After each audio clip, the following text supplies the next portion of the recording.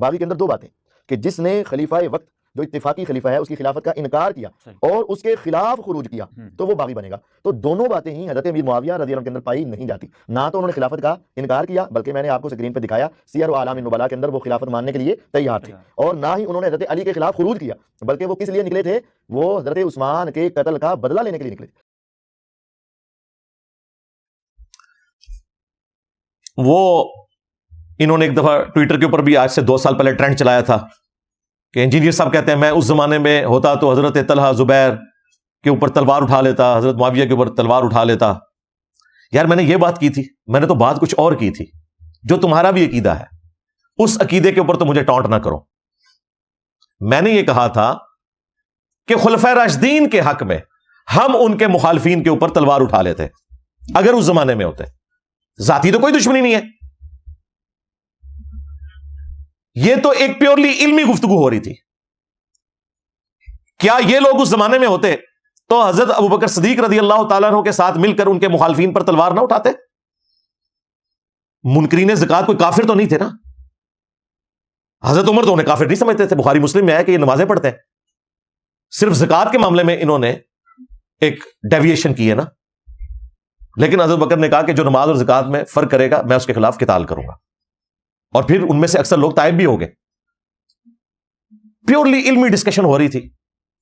اس میں یہ بات کر رہا تھا کہ اہل سنت کا منہج یہ ہے کہ خلفائے راشدین کے ساتھ کھڑے ہونا ہے ان کے مخالفین کے خلاف, اور خلفائے راشدین کا ساتھ دینا ہے. اور ظاہر ہے اس میں جب جنگ ہوگی تو آپ تلوار بھی اٹھائیں گے. اس میں کون سی گستاخی والا معاملہ ہو گیا؟ اس کا مطلب ہے کہ کیا حضرت علی رضی اللہ تعالیٰ عنہ گستاخی کر رہے تھے حضرت معاویہ کے خلاف تلوار اٹھا کر؟ اپنی عقل بھی استعمال کرتے ہو کہ نہیں؟ تم نے ہی ہمیں بتایا تھا, جامعہ ترمذی میں ابو داؤد میں حدیث ہے, تم میرے بعد بہت اختلاف دیکھو گے, دین میں نئی نئی بدعتوں سے بچنا, میری اور میرے خلفائے راشدین کی سنت کو داڑھوں سے پکڑ لینا مضبوطی کے ساتھ. علیکم بسنتی وسنت الخلفاء الراشدین المہدیین. نبی علیہ السلام کہہ رہے ہیں جب اختلاف ہونا تو خلفائے راشدین کا ساتھ دینا. تم نبی سے ٹکر لے رہے ہو. خلفائے راشدین کون ہے؟ وہ بھی ابو داؤد اور ترمذی میں موجود ہے. حضرت سفینہ جو رسول اللہ کے آزاد کردہ غلام ہے صلی اللہ علیہ وآلہ وسلم, انہوں نے حدیث روایت کی ہے کہ نبی علیہ السلام نے فرمایا میرے بعد خلافت اعلی منہاج النبوہ 30 سال تک رہے گی. اور پھر انہوں نے فرمایا بیٹا گن, ابو بکر کے 2 سال, عمر کے 10 سال, عثمان کے 12 سال اور علی کے 6 سال, اور 6 میں بھی 5.5 سال حضرت علی کے ہیں اور 5-6 مہینے سیدنا حسن ابن علی کے ہیں. تو بیٹا کہتا ہے کہ یہ بنو امیہ کے لوگ, بنو زرقہ, تو علی علیہ السلام کو خلیفہ ہی نہیں مانتے. امام ابو داؤد نے لکھا علی علیہ السلام, اور یہ بھی لکھ دیا کہ یہ خلیفہ نہیں مانتے. یہ کہتے نہیں قصاص عثمان تھا, قصاص عثمان تھا تو خلیفہ تو مانتے نا. تو حضرت سفینہ نے فرمایا بنو زرقہ, بنو امیہ کے بارے میں کہ یہ وہ بدبودار چیز ہے جو ان کے منہ سے نکل رہی ہے, جو حضرت علی کو خلیفہ نہیں مان رہے, جہاں سے یہ ہوا خارج کرتے ہیں. حق تو یہ ہے کہ ان کی اپنی حکومت شریر ترین بادشاہت ہے. کس کی؟ بنو امیہ کی حکومت. اور مسند احمد میں تو حدیث ہے خلافت اعلی منہاج النبوہ کے بعد کاٹ کھانے والی ملوکیت آ جائے گی, یعنی اپنے مخالفین کو وہ کاٹے گی. یہ کہتے نہیں, یہ تو یزید اور اس کے بعد کے دور کی بات ہے. اب تو خیر یزید سے اس لیے دستبردار ہوئے ہیں کہ ان کو مامو بچاؤ مہم کے اوپر کام کرنا پڑ گیا, ورنہ یزید سے دستبردار نہیں ہوتے تھے. ہم بھی دستبردار ہو گئے ہیں یزید سے. ہم کہتے ہیں پیچھے ٹورو, یزید والا معاملہ چھوڑ دو, وہ چھوٹی چیز ہے. نبی علیہ السلام نے کہا کاٹ کھانے والی ملوکیت. اور یہی حدیث مسند ابی داؤد الطیالسی میں موجود ہے, مصنف ابن ابی شیبہ میں موجود ہے. اس میں پھر وہ آگے سے تابعی پوچھتا ہے کہ اگر خلفائے راشدین یہ 4 ہیں, خلافت 30 سال ہے, تو حضرت معاویہ کیا ہیں؟ تو انہوں نے کہا وہ مسلمانوں کے بادشاہوں میں سے پہلے بادشاہ ہیں. یہ مسند ابی داؤد طیالسی میں اسی سند پہ حدیث آگے یہ الفاظ ہے.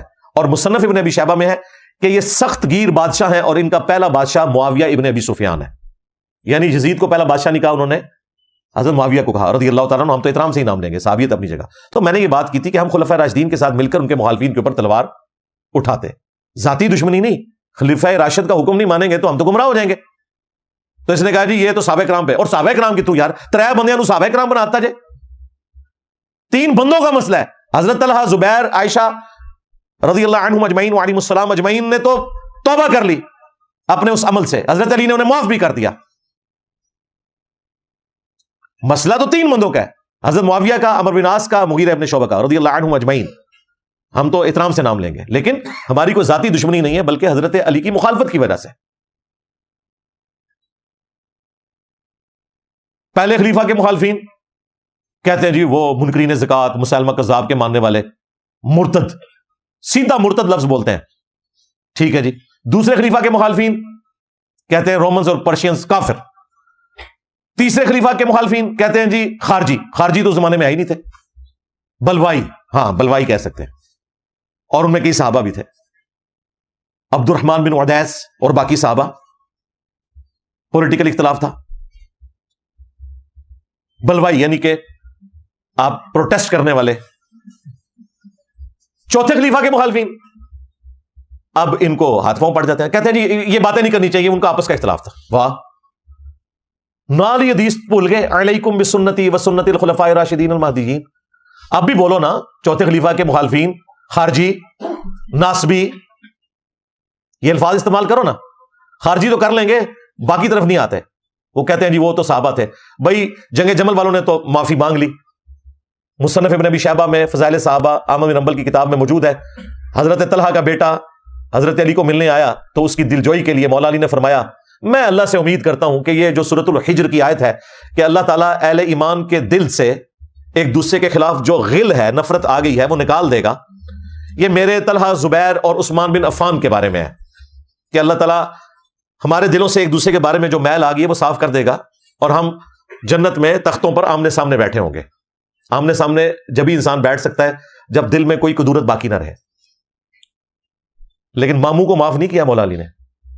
ہمارے استاد ڈاکٹر سرار صاحب نے بھول پان میں حضرت معاویہ کا نام ویسے ہی بیچ میں ٹھوک دیا کہ میں امید کرتا ہوں کہ حضرت معاویہ اور میرے بارے میں یہ بات ہے. بلکہ ان آیات پر حضرت علی کا یہ قول بھی ہے رضی اللہ تعالیٰ عنہ کہ سورہ حجر کی آیت کی ضمن میں خاص طور پر آتا ہے شان نزول میں. انہوں نے فرمایا کہ یہ میرے اور معاویہ کے کام ذکر ہے جو یہاں ہو رہا ہے. ظاہر بات ہے جنگیں ہوئی ہیں حضرت علی رضی اللہ عنہ اور حضرت معاویہ رضی اللہ عنہ, تو کتنی کچھ ہو گئی ہوگی شکایت ایک دوسرے سے. تو یہ آیتیں ہمارے لیے ہے کہ اللہ تعالیٰ ہمیں دونوں کو جنت میں داخل کرے گا, تو ہمارے دلوں سے یہ کدورتیں جو ہے وہ نکال دے گا. نہ ڈاکٹر صاحب تو پتہ ہی نہیں, تسی دیوبندیاں دے ٹائے چڑھے رہے ہو پوری زندگی. ماموں کے بارے میں تو اسی مصنف ابن ابی شیبہ میں موجود ہے کہ مولا علی نے قنوت نازلہ پڑھی, اللہم علیک بمعاویہ و اشیاعہ, اے اللہ معاویہ اور اس کے شیعہ کو برباد کر. انہوں نے اردو میں ترجمہ کیا ہے اے اللہ معاویہ اور اس کے شیعہ کو سنبھال لے. دیکھو ذرا, ایسا لفظ کہ بچ جائیں فتوے سے, یعنی تو ان کو سنبھال لے. یہ جب یہودیوں میں پڑھ رہے ہوتے ہو اللہم علیک بالیہود, تو یہ کہتے ہو کہ اے اللہ یہودیوں کو سنبھال لے. سیم الفاظ ہے اللہم علیک بمعاویہ. سنبھال سے مراد اگر کرنا بھی ہے تو یہ ہے کہ انہوں نے لپیٹا مار, تباہ و برباد کر, یہ وہ والا سنبھالنا ہے. لو سنو, میں بھی استعمال کرتا ہوں نا, یہ لو میری دلیل سنبھالو. قنوت نازلہ پڑی ہوئی ہے اور اسی مصنف ابن ابی شیبہ میں موجود ہے. مولا علی سے پوچھا گیا کہ جو آپ کے مخالفین ہیں یہ صفین میں آئے تھے, ان کے بارے میں آپ کیا کہتے ہیں؟ تو مولا علی نے کہا میں اللہ سے امید کرتا ہوں کہ اللہ تعالیٰ انہیں بھی معاف کر دے گا. اچھا اتنی روایت بیان کرتے ہیں بریلوی دیوبندی اہل حدیث, کہتے ہیں انجینئر صاحب ہم ہی لے کے بیٹھے ہوئے مولا علی تو معاف کر دیا. نہ, آگے پڑھ, آگے لکھا ہے قیامت کے دن یہ معاملہ میرے اور معاویہ کے درمیان طے پائے گا اللہ تعالیٰ کے حضور. ماموں کو مرتے دم تک مولا علی نے معاف نہیں کیا, اس لیے چونکہ یہ معاملہ قیامت تک پوسٹ پون ہے, لہذا ہمارے ہاں بھی ماموں کے لیے معافی والی گنجائش کوئی نہیں ہے. قیامت کے دن کا معاملہ اللہ کے سپرد. دنیا میں ہم مولا علی کے ساتھ ہیں. مولا علی خلفائے ثلاثہ کے ساتھ چلے, ہم خلفائے ثلاثہ کے ساتھ ہیں. جہاں تلوار اٹھائی وہاں ہماری تلوار آج بھی اٹھی ہوئی ہے زبان کی شکل میں. اس زمانے میں ہوتے تو تلوار اٹھاتے, اور یہ کوئی گستاخانہ بات نہیں تھی, یہ ان کا بھی عقیدہ ہے. امام ابو حنیفہ رحمۃ اللہ علیہ کے مناقب پہ ایک بہت بڑے حنفی اسکالر, آج سے 1100 سال پہلے انہوں نے کتاب لکھی ہے, 340 ہجری میں وہ فوت ہوئے. امام ابو محمد حارثی المتوفا 340 ہجری, انہوں نے امام حنیفہ کے بارے میں نقل کیا, اور یہ بریلوی دیوبندی چھاپ رہے ہیں عربی میں بھی اردو میں بھی. اپنے شاگردوں سے کہتے ہیں کہ جانتے ہو اہل شام ہم سے کیوں بغض رکھتے ہیں؟ تو شاگردوں نے کہا کہ نہیں پتا. تو انہوں نے فرمایا اس لیے کہ ہمارا یہ عقیدہ ہے کہ اگر ہم حضرت علی کے دور میں ہوتے تو حضرت علی کے ساتھ مل کر اہل شام اور حضرت معاویہ کے خلاف قتال کرتے ہیں, اسی لیے شامی ہم سے بغض رکھتے ہیں. اب امام حنیفہ کو کسی نے مات نہیں دی کہ حضرت آپ تو بعد میں آئے, آپ یہ بات کیوں کر رہے ہیں؟ اس لیے کہ حضرت ابو حنیفہ جو ہیں وہ شیعان علی میں سے تھے, انہیں پتا تھا اہل بیت کا کیا مقام ہے, ان کے اوپر کوئی فتویٰ نہیں لگایا. ہمارے ایک اسٹوڈنٹ نے واٹس ایپ کے اوپر یہ چیز مفتی عبد الواحد قریشی سے پوچھی, وہ پھر واٹس ایپ لیک بھی ہو چکی ہے الحمدللہ, تو اسے اتنا غصہ آیا وہ گالیاں نکالنا شروع ہو گیا. ہمارے اسٹوڈنٹ نے کہا کہ کتابیں آپ چھاپ رہے ہو تو فتویٰ دو نا ان مولویوں کے اوپر جو اس کی حرام کی کمائیاں کھا رہے ہیں, اگر یہ غلط بات ہے تو انجینئر صاحب کے اوپر تو الزام لگاتے ہو. وعلیکم السلام ورحمۃ اللہ وبرکاتہ. مفتی صاحب اصل بات یہ ہے کہ یہ جو کتاب ہے نا یہ مرزا صاحب نے پرنٹ نہیں کیا, پہلی تو یہ بات. سر جی دوسری یہ بات ہے کہ اس کتاب سے جو پرنٹ کر رہے ہیں, جو اس کو سیل کر رہے ہیں, جو اس کتاب سے پیسے کما رہے ہیں, وہ بھی مرزا صاحب کے پاس پیسے نہیں آ رہے, وہ بھی احناف لے رہے ہیں. ٹھیک ہے, آپ اس اپنی ویڈیو میں کہیں کہ یہ اس کتاب چھاپنے والے, کتاب کو جو یہ اس کو سیل کر کے پیسے لے رہے ہیں, جن کے پاس یہ پیسے جا رہے ہیں, یہ سارے کے سارے رافضی ہیں, انہوں نے امام ابو حنیفہ پر جھوٹ باندھا ہے. تو یہ آپ ویڈیو میں بات کریں. اس طرح وائس سے کیا ہوتا ہے؟ یہی جو باتیں آپ کر رہے ہیں نا, اس کی مولوی سے ہمارا کیا واسطہ؟ اسی مولوی کے بارے میں آپ بات کریں میڈیا پہ تو ہم آپ کو مانیں گے, واقعی آپ بہادر ہیں, واقعی آپ دلیر ہیں. تو مفتی صاحب اس طرح بات نہ کیا کریں. یہ تو آپ کہانی کروائیں اپنے آپ کو کہ اوپر سے اس بندے کو مانا ہوا ہے اور نیچے پبلک کو کہانی کروا دیں کہ ہمارے اس بندے سے واسطے ہی نہیں. کتاب آپ لوگ چھاپ رہے ہیں, ترجمے آپ لوگ کر رہے ہیں اس کتاب کے, اور اس کتاب کی پرنٹ کر کے اس کو سیل کر کے پیسے بھی لے رہے ہیں. تو یہ تو دگلی پالیسی ہوئی نا کہ باہر سے اس سے پیسے کماؤ, اس کتاب کو اپنا کتاب مانو, اور اندر سے کہہ دو اس کتاب سے ہمارا واسطے نہیں ہے. تو یہ کہانی کروانا بند کریں. مفتی صاحب یہ جو جملے آپ نے وائس کر کے اس بھائی کو بھیجے نا, یہی جملے آپ ہمیں بتائیں ویڈیو میں کہ میرا اس کتاب لکھنے والے سے کوئی تعلق نہیں, اور جو اس کتاب کو جس نے لکھا وہ رافضی, اس کے بعد جس نے یہ کتاب لکھا اور جس نے امام ابو حنیفہ کی طرف جھوٹ منسوخ کیا وہ یعنی بدگمان شخص. یہ الفاظ آپ استعمال کریں جو آپ مرزا صاحب کے بارے میں الفاظ استعمال کرتے ہیں نا, وہی الفاظ آپ اس مولوی کے بارے میں استعمال کریں ویڈیو میں, تو پھر ہم دیکھتے ہیں کہ آپ کا کیا اثر کرتے ہیں علماء دیوبند. ٹھیک ہے بیٹا, انہیں کہو زیادہ بک بک کرنے کی ضرورت نہیں ہے, بات کرنی ہے تو امام حنیفہ ثابت کرو. اناف میں بھی تمہاری طرح کوئی 2 نمبر ہوں گے نا, کسی نے چھاپی ہے, کسی نے کمایا, کسی نے نہیں کمایا, کیا کیا کیا نہیں کیا, وہ جانو اور تم جانو. ہم سے بات کرنی ہے, ہمارے امام کا نام لینا تو ہمارے امام کی کتاب دکھاؤ, اللہ اللہ اور خیر صلی اللہ. اگر ہمارے امام کی ڈائریکٹ کتاب نہیں ہے یا اس کے شاگرد کی نہیں ہے تو پھر اپنے ابا کو اپنے جیب میں رکھو. تو آپ یہی بات ہے نا اگل دیں اپنی ویڈیو میں, تو انشاءاللہ تعالیٰ آپ کو آپ کے علماء دیوبند اس بات کا جواب دیں گے کتاب ثابت ہے یا نہیں. اور سر جی یہ تو چھوٹی باتیں ہیں, اس سے آپ آگے جائیں. مولا علی قاری کے فتاویات موجود ہیں, بدر الدین عینی انفی کے فتاویات موجود ہیں. کس کس سے آپ جان چھڑائیں گے مفتی صاحب؟ آپ سب کو کہیں گے کہ یہ چیزیں بنی ہوئی ہیں, اینڈ آپ نے 2 نمبر باتیں کی ہیں. تو میرے بھائی یہ کوئی علمی بات نہیں ہے, یہ اپنے عوام کو کوئی اور کہانی کروانی ہے اور دوسروں کے سامنے کوئی اور رویہ رکھنا ہے. تو اب عوام لکھ پڑ چکی ہے مفتی صاحب, اس کا یہ کہانی آپ کیا نہیں چلے گی. آپ یہ نہیں جو جملہ بیان کیا کہ یہ کتاب ثابت نہیں ہے 2 نمبر ہے, تو یہی آپ کیمرے میں یہ بات اگل دیں تو ہم کہیں گے چلیں ٹھیک ہے مفتی صاحب آپ ٹھیک ہیں, ہم اس سے رجوع کرتے ہیں. ٹھیک ہے مفتی صاحب, بک بک کرتے ہیں چوہے کے اور بلی کی طرح بھیگی بلی بن کے اندر جاتا ہے. دیکھو باہر نکل, شرم نہیں آتی ان بے غیرت انسانوں کو, بے حیا کو, اس مرزے کو دل میں چھپا کے بٹھایا ہوا ہے, اس میں غیرت نام کی کوئی چیز ہے تو وہ آئے نا علماء کے سامنے. تو یہ ان کا طریقہ واردات ہے, صرف مجھے ورنیبل کرنے کی کوشش کرتے ہیں. لیکن آپ کو پتا ہے میں نے تو علمی دلائل کے اندر مقابلہ کرنا ہے, اور بالکل کسی کو کوئی کلین چٹ نہیں دینی. جو زیادتی کرے گا وہ جواب لے گا اور نقد لے گا, ادھار نہیں ہے. ہاں میں نے آخرت کے دن کے لیے نہیں رکھی ہوئی یہ چیزیں, یہ دنیا میں ہی طے کروں گا آپ کے ساتھ انشاءاللہ تعالیٰ. کیونکہ آج تو ہم ڈیسائیڈ کر سکتے ہیں نا کہ امت آج جو خلافت کے اوپر بات کرتے ہیں بتاتے کیوں نہیں ہے کہ خلافت توڑی کس بندے نے, خلافت کی پیٹ میں چھرا کس نے گھونپا ہے. تحریک خلافت چلا سکتے ہیں, وہ اس لیے نہیں کریں گے کہ اللہ معافی دے آپ اپنے کار کھورا نکل آئے گا, اس لیے نہیں بات کرتے. اور وہ بڑے بھائی ان کے ابتسام صاحب کہتے ہیں جی انجینئر صاحب کو چاہیے کہ وہ یہ کہیں کہ میں اس زمانے میں ہوتا نا تو میں صلح کروا دیتا. تو بھی صلح کرا دیتا نا حضرت عثمان اور بلوائیوں کے درمیان. لو سامو ادھر کیوں نہیں بولتے ہو کہ صلح کروا دیتا میں حضرت ابوبکر اور منکرین زکات کے درمیان. کتنی ان کو بری لگے گی یہ بات, لگتی ہے نا بری. صلح کروا دیتا, صلح کروا دیتا. اور سورہ الحجرات میں آیا کہ مسلمانوں کا اگر کوئی گروہ باغی ہو جائے اس کے خلاف قتال کرو یہاں تک کہ وہ توبہ پر آمادہ ہو. قرآن بھی تمہیں ہم نے پڑھانا ہے. اور سورۃ النساء میں آیا یا ایھا الذین آمنوا اطیعوا اللہ واطیعوا الرسول واولی الامر منکم, اطاعت کرو اللہ کی, اس کے رسول کی اور اپنے حاکم کی. تو حاکم وقت کی اطاعت یہی ہے کہ اس کے ساتھ مل کر اس کے مخالفین کے اوپر آپ نے تلوار اٹھانی ہے جب وہ تلوار اٹھانے کا کہے گا. صلح کروا دیتا. قرآن بھی نہیں پڑھیا, حدیث بھی نہیں پڑھی, گلاں سنو نہ دیا. وہ جی بخاری مسلم میں حدیث ہے کہ جب 2 مسلمان آپس میں لڑیں تو قاتل اور مقتول دونوں جہنمی ہیں. اچھا اس کا کیا مطلب ہے؟ تم یہ کہنا چاہ رہے ہو کہ حضرت علی اور ان کے مخالفین دونوں جہنم گئے؟ نعوذ باللہ. بھونکو نا جو بھونکنا ہے, نکالو نا اس میں سے. اس حدیث کو لے کر وہ کہتے ہیں حضرت ابو بکر رضی اللہ تعالیٰ عنہ بھی جنگ سے پیچھے ہٹ گئے تھے اسی وجہ سے. بھائی ان کی اجتہادی غلطی ہے, حضرت اسامہ بن زید کی اجتہادی غلطی ہے, انہیں حضرت علی کا ساتھ دینا چاہیے تھا. لیکن اس کا یہ قطعاً مقصد نہیں ہے کہ یہ حدیث فٹ کی جائے حضرت علی اور ان کے مخالفین کے اوپر. یہ وہ لڑائی ہے جو ذاتی بنیاد پہ ہو کہ کوئی مسلمان دوسرے مسلمان کو لسانیت کی بنیاد کے اوپر, جداد کے جھگڑے کے اوپر کسی فرقہ وارانہ اختلاف کے اوپر قتل کر دے وہ جہنمی ہے. لیکن جب خلیفہ وقت باغیوں کو کچلتا ہے تو خلیفہ وقت کہاں سے جہنمی ہو گیا بھائی؟ بات ہی کچھ اور تھی اور یہ پکڑ کے حدیث کو اٹھا کے کہاں سے کہاں لگا دیتے ہیں. خلیفہ وقت کے لیے وہ پھر آیت ہے سورۃ الحجرات والی کہ مسلمانوں کا گروہ باغی ہو جائے تو اس کے خلاف قتال کرنا ہے. اور دیکھ لیں جو لوگ اس وقت نیوٹرل ہو گئے تھے نا عبداللہ ابن عمر, ان کو بھی آخری وقت میں پتا چل گیا کہ ان کے ساتھ کیا ہوا ہے. اسی بنو امیہ کے ہاتھوں وہ لوگ قتل ہوئے ہیں. عبداللہ ابن عمر کو نیزہ حجاج ابن یوسف نے حج کے دنوں میں پاؤں میں زہر آلود مروا دیا تھا, اسی سے وہ شہید ہوئے. پوری زندگی بنو امیہ کا ساتھ دیتے رہے, آخر میں انہوں نے ان کو شہید کر دیا. اسی لیے المستدرک للحاکم میں اور مجموع الزوائد کے اندر موجود ہے, اور امام ابن عبد البر نے الاستیاب میں نقل کیا ہے صحیح سند کے ساتھ کہ عبداللہ ابن عمر آخری وقت میں کہتے تھے کہ مجھے پوری زندگی کسی بات پہ غم نہیں ہے کہ میں نے کبھی کوئی نماز روزہ چھوڑا ہو. البتہ ایک چیز مجھ سے بھی سینڈل ہوئی کہ میں نے حضرت علی کے ساتھ مل کر فیہ باغیہ, یعنی جو حضرت علی کے مخالفین تھے باغی گروہ صفین والے, ان کے خلاف قتال نہیں کیا. یہ مجھے غم رہے گا. جو بات عبداللہ ابن عمر کو موت کے وقت سمجھ آئی, حضرت علی اور ان کے ساتھیوں کو ان کی زندگی میں سمجھ تھی. اور دیکھ لیں آج تک دوبارہ خلافت نصیب نہیں ہوئی ہے, کیونکہ اس امت نے جرم ہی بہت بڑا کیا. تحریک خلافت چلانے والوں ذرا خلافت کی پیٹھ میں چھرا گھونپنے والے شخص کو بھی بے نقاب کرو جس طرح ہم نے کیا ہے الحمدللہ. تو اللہ کا شکر ہے میں قرآن و سنت کی روشنی میں چیزیں کھول کر بیان کرتا ہوں اور کوشش کرتا ہوں کہ احترام والا معاملہ اپنی جگہ رہے, وہ اپنی جگہ ہے. لیکن یہ نہیں ہو سکتا کہ ہم خلفائے راشدین کے مخالفین کی سپورٹ کرنا شروع کر دیں خلیفہ راشد کے مقابلے کے اوپر.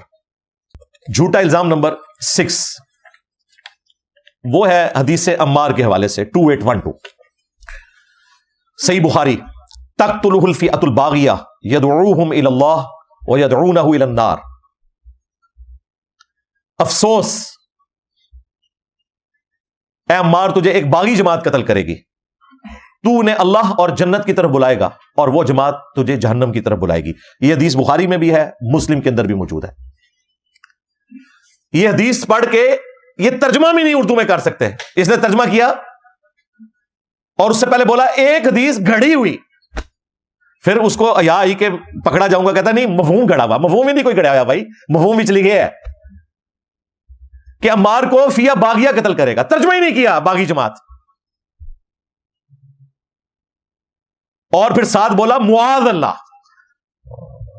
یہ مرزا جہلمی چھپا ہوا رافضی اہل سنت کا نبادہ ہو رہا ہوا, وہ بدبخت ہر وقت ہر ٹائم اس خاندان کے اوپر حملہ آور, اس خاندان کی توہین و تشنیع کرنا. ایک حدیث گڑی ہوئی ہے, ایک حدیث گڑی ہوئی ہے, ایک حدیث گڑی ہوئی ہے.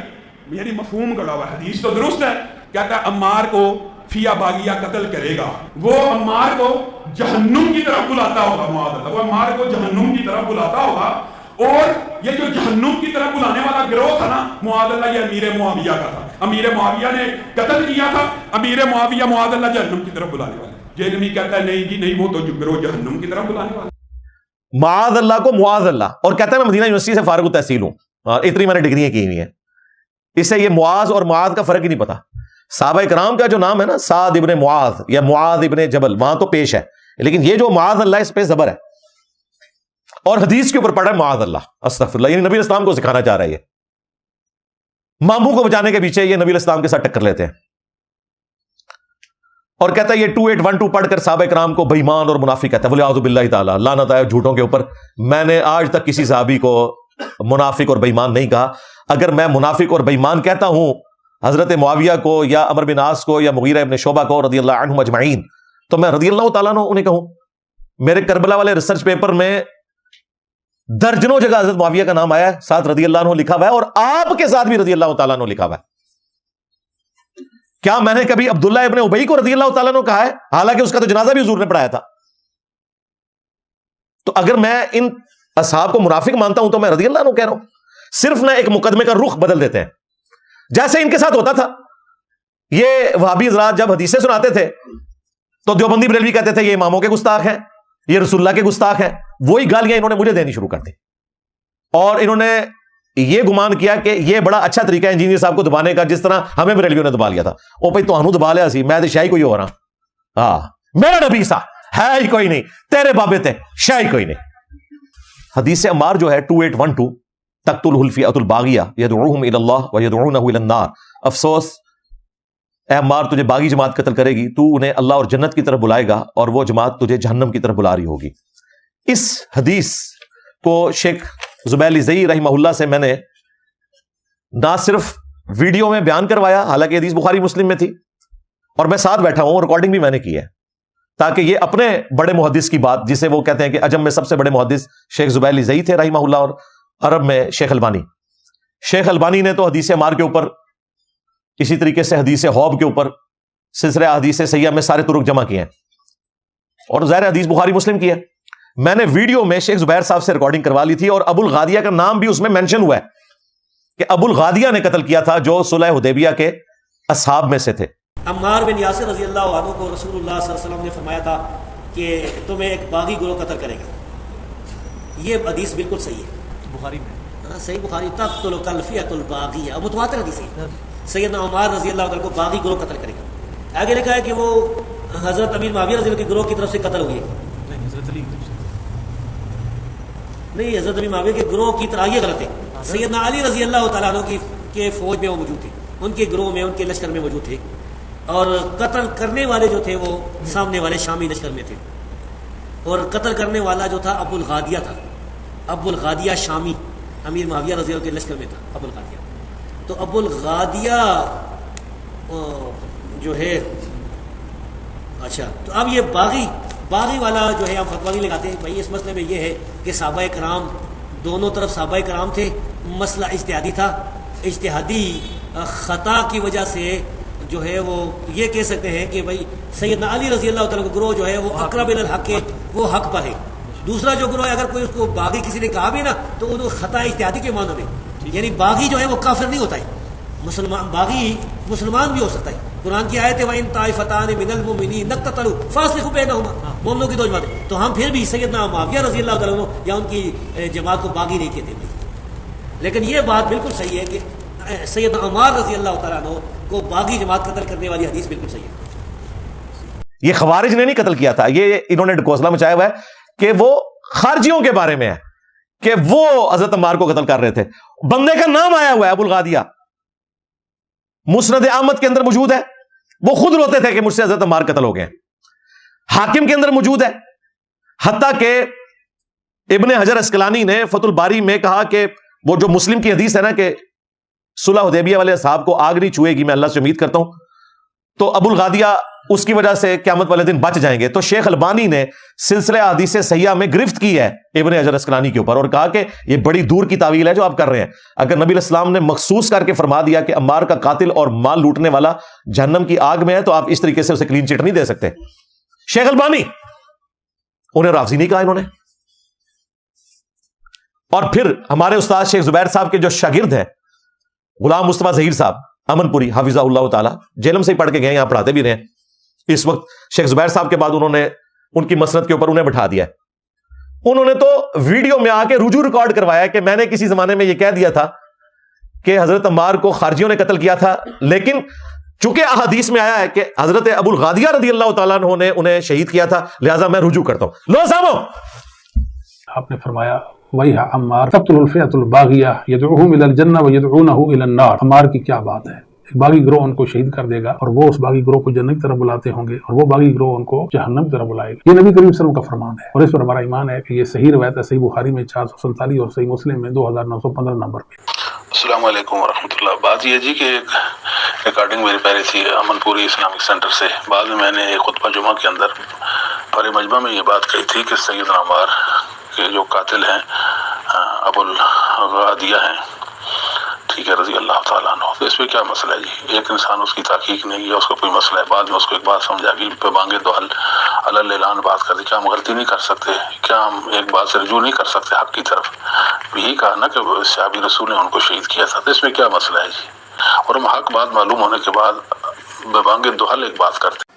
اور یہ غلام مصطفیٰ ظہیر صاحب کو ہر جلسے میں سٹیج پہ انہوں نے بٹھایا ہوتا ہے، انہوں نے تو رجوع کر لیا کہ خارجیوں نے نہیں مارا، ابو الغادیہ نے مارا ہے رضی اللہ تعالیٰ عنہ۔ ہم انہیں بھی رضی اللہ تعالیٰ عنہ کہہ رہے ہیں، ان کی آخرت کا معاملہ اللہ کے سپرد ہے۔ اب یہ علمی ڈسکشن ہو رہی ہے اور یہ مجھ پہ توہین صحابہ کا الزام لگا دیتے ہیں. بلکہ قطر والوں نے قعقاع ابن عمر التمیمی کے اوپر فلم بنائی ہے، جس طرح حضرت عمر پہ بنائی ہے نا انہوں نے، قعقاع کے اوپر بھی بنائی ہے، جس کے بارے میں حضرت ابوبکر نے کہا تھا کہ 1000 بندوں پہ بھاری ہے یہ قعقاع. یہ جنگ جمل صفین نہروان میں حضرت علی کے کمانڈروں میں تھے. تو اس میں چونکہ جنگ صفین بھی آئی تھی، تو وہ انہوں نے باقاعدہ فلم میں وہ سین فلم آیا کہ عمر بن عاص آ کے حضرت معاویہ سے کہتے ہیں کہ عمار قتل ہو گیا، اور رسول اللہ نے فرمایا تھا کہ عمار کو ایک باغی جماعت قتل کرے گی، جو مسند احمد کی حدیث ہے، جو حاکم میں موجود ہے. آگے سے حضرت معاویہ نے کہا کہ ہم نے کہاں سے قتل کیا ہے، نہ علی لے کے آتا ساتھ اور نہ عمار قتل ہوتا. اتنی باطل تعویل کی، اور کہا اپنے پیشاب میں پھسل رہا ہے، خود بتا رہا ہے اپنے لوگوں کو کہ ہم نے مار دیا ہے، تو یہ کہا کہ یہ قصور علی کا کیوں ساتھ لے کے آیا تھا. پھر حضرت علی تک جب یہ بات پہنچی تو حضرت علی نے پھر آگے سے پھکی دی کہ کیا حمزہ کے قاتل رسول اللہ تھے کہ وہ ان کو ساتھ احد میں لے کے آئے اور حضرت حمزہ شہید ہو گئے. اس کا مطلب ہے الزامی جواب دیتے ہوئے کوئی اس قسم کی بات کرنا کوئی رسول اللہ کی توہین نہیں ہے. حضرت علی نے یہ بات کی، یہ انہوں نے اس فلم میں فلمائی ہے.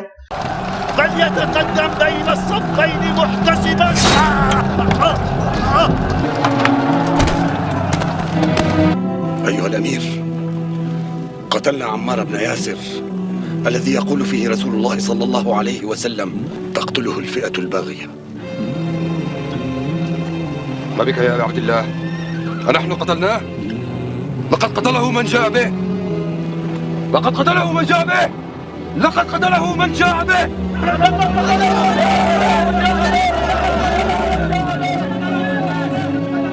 إن صح تأويل معاوية كان رسول الله صلى الله عليه وسلم هو قاتل حمزة لأنه أخرجه معه لقتال المشركين يوم أحد.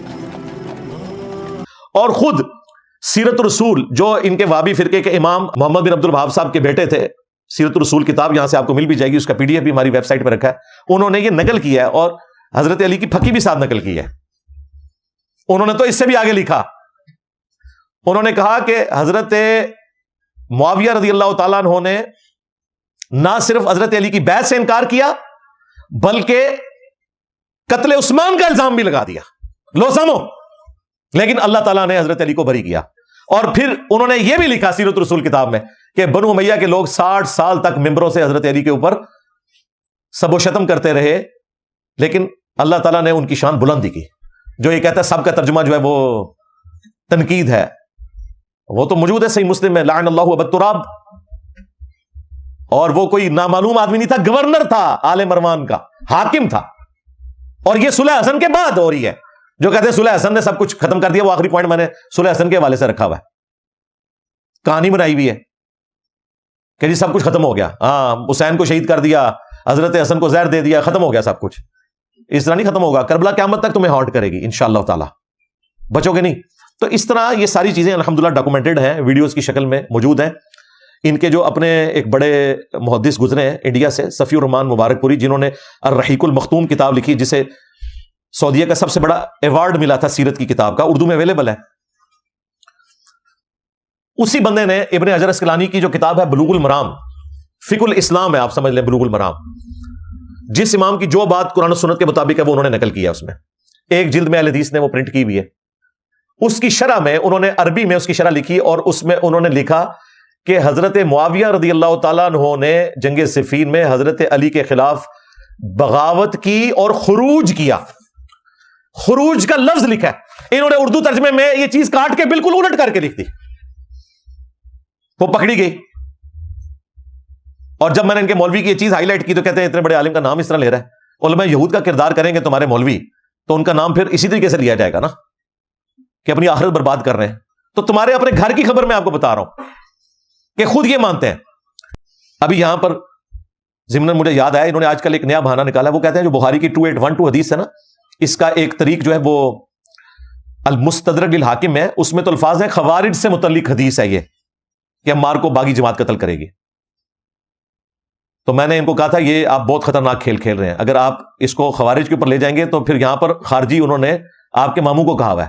ہاں، کیونکہ اسی چیپٹر میں آگے موجود ہے کہ حضرت عمار کو حضرت معاویہ کے فوجی نے قتل کیا تھا، اور وہ صحابی تھا ابو الغادیہ، جس کا میں پہلے ذکر کر چکا، رضی اللہ تعالیٰ عنہ صحابہ شجرہ میں سے تھا. وہ خارجی ان معنوں میں کہ امام وقت کے خلاف خروج کیا، جو مسلم شریف میں حدیث موجود ہے کہ جو امام وقت کے خلاف خروج کرتا ہے، اس اعتبار سے یہ جو خارجی والی ٹرم ہے نا وہ حضرت علی کے سارے مخالفین پر بولی جائے گی. ویسے آپ اصطلاحاً بات کریں تو اصحاب جمل، اصحاب صفین اور اصحاب نہروان یعنی نہروان والے، لیکن اگر آپ خلیفہ وقت کے خلاف بغاوت کی بات دیکھیں تو یہ تینوں گروہ ہی خلیفہ کی بیعت سے خروج کرنے والے ہیں. تو وہ اگر آپ پیش کریں گے تو وہ آپ کے لیے خطرناک بات ہو جائے گی، اور تمہارے صفی الرحمان مبارک پوری نے تو خود مان لیا کہ یہ بغاوت بھی تھی اور خروج بھی تھا. خارجی کا لفظ تو انہوں نے بھی استعمال کیا ہوا ہے، لوزامو. اب انہوں نے پچھلے دنوں نے ایک نیا ڈھکوسلا شروع کیا. وہ کہتے ہیں وہ تو حضرت زبیر کے قاتل کو بھی حضرت علی نے کہا تھا ابن جرموز کو، المستدرک الحاکم میں ہے، مسند احمد میں، کہ صفیہ کے بیٹے کے قاتل کو میں جہنم کی خوشخبری سناتا ہوں، کیونکہ نبی علیہ السلام سے میں نے سنا تھا کہ ہر نبی کا کوئی نہ کوئی حواری ہوتا ہے اور زبیر جو ہے وہ میرا حواری ہے. پہلی بات ہے کہ نبی علیہ السلام نے حضرت زبیر کے قاتل کو جہنمی نہیں کہا تھا، حضرت علی نے کہا تھا. پہلی تو کلیریفیکیشن یہ ہے، نبی علیہ السلام کا اتنا فرمان تھا کہ زبیر میرا حواری ہے. دوسری بات، اس بنیاد پہ تم باغی جماعت کو کیسے کور کر رہے ہو؟ وہاں انڈیویجول کی بات ہوئی ہے. اس سے اس نے پتا کیا پلیل لی ہے؟ وہ کہتے ہیں دیکھیں ابن جرموز تو حضرت علی کا فوجی تھا، اس نے حضرت زبیر کو قتل کر دیا، تو اس کا تو مطلب یہ ہے کہ پھر حضرت علی کی جماعت بھی جہنمی ہوگی. جماعت کا تو ذکر ہی نہیں اور حدیث بھی نہیں، حضرت علی کا قول ہے اور ہم اس کا احترام کرتے ہیں، لیکن وہ انڈیویجول کے بارے میں ہے. تمہارے ماموں کی جماعت کے بارے میں تو آیا کہ عمار کو باغی جماعت قتل کرے گی. یہاں ہے کہ زبیر کا قاتل جو ہے وہ جہنم میں، اور وہ بھی حضرت علی کا قول. جماعت کی بات نہیں ہو رہی، کیونکہ وہ بعد میں پھر خارجی ہو گیا تھا ابن جرموز. اس طرح یہ چیزیں جوڑ کے نا اپنی مرضی کا رزلٹ نکالنے کی کوشش کرتے ہیں. ایسی ایسی باطل تعویلات ماموں کو بچانے کے لیے. اور ہوتا کیا ہے، وہ جتنی باطل تعویل کرتے ہیں نا، میں جب اس کا علمی جواب دیتا ہوں تو میں تو دسا قیامت دن ماموں نے پہلے انہاں دا گربان پکڑنا ہے، دوئے پراواں دا، کہ جو کچھ تو انجینئر کو تسی کروایا نا تساں دویاں نے 1400 سال کسی نے نہیں سی کیتا، تہاڈی وجہ نال کیتا ہے انہیں سارا کچھ. کیونکہ یہ بولتے ہیں، جب میرے اوپر الزام لگاتے ہیں تو میں تو پھر کھول کے بات سامنے رکھتا ہوں کہ یہ بات اس طرح نہیں تھی، یہ یوں تھی. تو اس قسم کے کئی ایک پوائنٹ یہ اٹھاتے رہتے ہیں اور میں ساتھ ساتھ جواب دیتا رہتا ہوں. ایک اور انہوں نے پوائنٹ اٹھایا جس سے ہی مسلم میں حدیث ہے کہ جب مسلمانوں کے 2 گروہ ہو جائیں گے تو تیسرا ایک گروہ اس میں سے نکلے گا اور اس گروہ کے خلاف وہ گروہ قتال کرے گا جو اقرب الی الحق ہوگا. تو حضرت علی زیادہ حق کے قریب تھے، دوسری جماعت بھی حق والی تھی لیکن کم، کیونکہ حضرت علی نے خوارج کے خلاف قتال کیا تھا، جو بخاری مسلم میں رپورٹ ہوا. اقرب الی الحق، اقرب الی الحق کا مطلب یہاں پر حق والا ہے. مخالف جماعت جو جہنم کی طرف بلانے والی باغی جماعت نبی علیہ السلام نے فرمایا وہ کیسے حق پر ہو سکتی ہے؟ اقرب الی الحق کا مطلب ہے حق والا. اس کا ثبوت سورہ آل عمران میں منافقین کے بارے میں ہے. غزوہ احد والے دن وہ ایمان سے زیادہ کفر کے نزدیک تھے. تو مجھے بتائیں کیا منافق میں کوئی ایمان بھی ہوتا ہے؟ لیکن الفاظ یہی ہیں کہ وہ کفر کے زیادہ قریب تھے ایمان سے زیادہ غزوہ احد کے دن. تو یہ عربی لنگوسٹک کا سٹائل ہے. ہمارا عقیدہ وہ ہے جو یہ کہتے ہیں سلف کا فہم. سلف بھی ان کے لیے امام آجری رہ گیا ہے، امام بن حنبل رہ گیا. وہ سلف تو اہل بیت اور صحابہ ہیں. سن کبرا البیہقی میں موجود ہے، عمار ابن یاسر کہتے ہیں، جن کے بارے میں بخاری میں حدیث ہے کہ ان کی زبان کو اللہ نے شیطان سے محفوظ کیا ہوا ہے. رسول اللہ کی گارنٹی ہے ان کے لیے. عمار ابن یاسر کہتے ہیں کہ اہل صفین حضرت معاویہ کی جماعت کو یہ نہ کہو یہ کافر ہوئے ہیں، یہ کہو یہ ظالم اور فاسق ہے. کیا الفاظ ہیں؟ ظالم اور فاسق. کہتے ہیں سلف کا فہم لو سامو. آج میں جمل اور نہروان کو ڈسکس نہیں کر رہا، ورنہ وہاں پہ بھی حضرت عمار ابن یاسر کے جو خطبات ہیں بخاری کے اندر وہ موجود ہیں. الحمدللہ ہم عمار ابن یاسر والے شیعہ ہیں الحمدللہ. یہ ساری چیزیں میں نے اپنے کربلا والے ریسرچ پیپر میں جمع کی ہیں، وہ اینڈ میں تعارف کروا دوں گا. پھر امام حنیفہ رحمۃ اللہ علیہ کا قول بھی یاد کر لے، جو ابو محمد حارسی المتوفا 340 ہجری نے نقل کیا کہ جانتے ہو اہل شام ہم سے کیوں بغض رکھتے ہیں؟ اس لیے کہ ہمارا یہ عقیدہ ہے کہ اگر ہم حضرت علی کے دور میں ہوتے تو اہل شام جنگ صفین میں حضرت معاویہ ان کی جماعت کے اوپر تلوار اٹھا لیتے حضرت علی کی سپورٹ میں. اس لیے اہل شام ہم سے بغض رکھتے ہیں. اسی کانٹیکسٹ میں 2 اماموں کے اقوال میں پیش کروں گا. اگرچہ وہ بریلوی اور دیوبندیوں کے امام ہیں حنفی، لیکن اہل حدیث بھی ان کو رحمت اللہ علیہ کہتے ہیں، ان کا احترام کرتے ہیں. اہل حدیثوں کے بزرگ ان کے اقوال اپنی کتابوں میں نقل کرتے ہیں، اس لیے یہ ان کے اوپر بھی حجت ہے، اور میں نے اپنے ریسرچ پیپر میں یہ اقوال ڈالے ہوئے ہیں. سب سے پہلے امام بدر الدین عینی المتوفا 855 ہجری، جنہوں نے فتح الباری جو ابن حجر اسقلانی کی شرح ہے اس کے مقابلے پر فقہ حنفی کو سپورٹ کرنے کے لیے عمدۃ القاری لکھی، بڑی اچھی شرح ہے، بہت اچھی چیزیں اس کے اندر. اس میں جب یہ حدیث آئی نا کہ قاتل اور مقتول دونوں جہنمی ہیں، کیونکہ مقتول نے بھی اپنے بھائی کے قتل کا ارادہ کیا اگر وہ دونوں مسلمان ہیں، اس کی شرح میں انہوں نے پھر ڈسکس کیا کہ یہ حدیث حضرت علی اور ان کے مخالفین کے اوپر فٹ نہیں ہوتی ہے. وہ ایک حکومت وقت نے اس زمانے کی ٹی ٹی پی کو یا بنو امیہ کو، اس زمانے کی ٹی ٹی پی تھی، کچلنے کے لیے یہ سب کچھ کیا تھا. اس کے کانٹیکسٹ میں علامہ بدر الدین عینی کے الفاظ ورڈ بائی ورڈ وہ کہتے ہیں کہ امام کرمانی نے کہا کہ سیدنا علی اور حضرت معاویہ دونوں ہی مجتہد تھے. زیادہ سے زیادہ یہ ہے کہ حضرت معاویہ کو اجتہاد میں خطا لاحق ہوئی، ان کے لیے 1 اجر ہے جبکہ سیدنا علی کے لیے 2. وہ کہتے ہیں یہ کرمانی کہتا تھا، لیکن میں کہتا ہوں، یہ میں انجینئر صاحب نہیں نے، یہ بدر الدین عینی، میں کہتا ہوں کہ حضرت معاویہ کی خطا کو اجتہادی خطا کیسے کہہ دیا جائے اور ان کے اجتہاد پر کیا دلیل ہے، حالانکہ ان کو یہ حدیث عمار پہنچ چکی تھی بخاری اور مسلم کی کہ افسوس ابن سمیہ تجھے ایک باغی جماعت قتل کرے گی، اور ابن سمیہ عمار ابن یاسر ہے اور ان کو حضرت معاویہ کے گروہ نے جنگ صفین میں قتل کیا. کیا حضرت معاویہ رضی اللہ تعالیٰ عنہ اس بات پر راضی نہیں کہ انہیں برابر چھوڑ دیا جائے، چہ جائے کہ انہیں 1 اجر بھی ملے؟ لو سامو. اور یہ بالکل ٹھیک بات لکھی. یہ اجر والی جو حدیث ہے یہ حاکم وقت کے لیے ہے. امام بخاری نے اس حدیث پہ باب باندھا ہے، یہ حدیث بخاری مسلم دونوں میں ہے کہ اگر حاکم اجتہاد کرے اور اس کا اجتہاد درست ہو تو اس کے لیے 2 اجر ہے اور غلط ہو تو 1 اجر. مخالفین کا تو کوئی ذکر ہی نہیں ہے. یعنی حضرت علی اگر خدا نخواستہ جنگ جمل صفین نہروان غلط لڑتے تو بھی 1 اجر پا لیتے، اور انہوں نے الحمدللہ ٹھیک لڑی، اس لیے ان کے لیے 2 اجر. اور یہ اب اگلا ملا علی قاری کا حوالہ، چمی اللہ والا، ادھر نہ ہی میں رکھتا چمی اللہ، یہ حنفیوں کے لیے بھی موت ہے، اس سے بھاگ نہیں سکتے.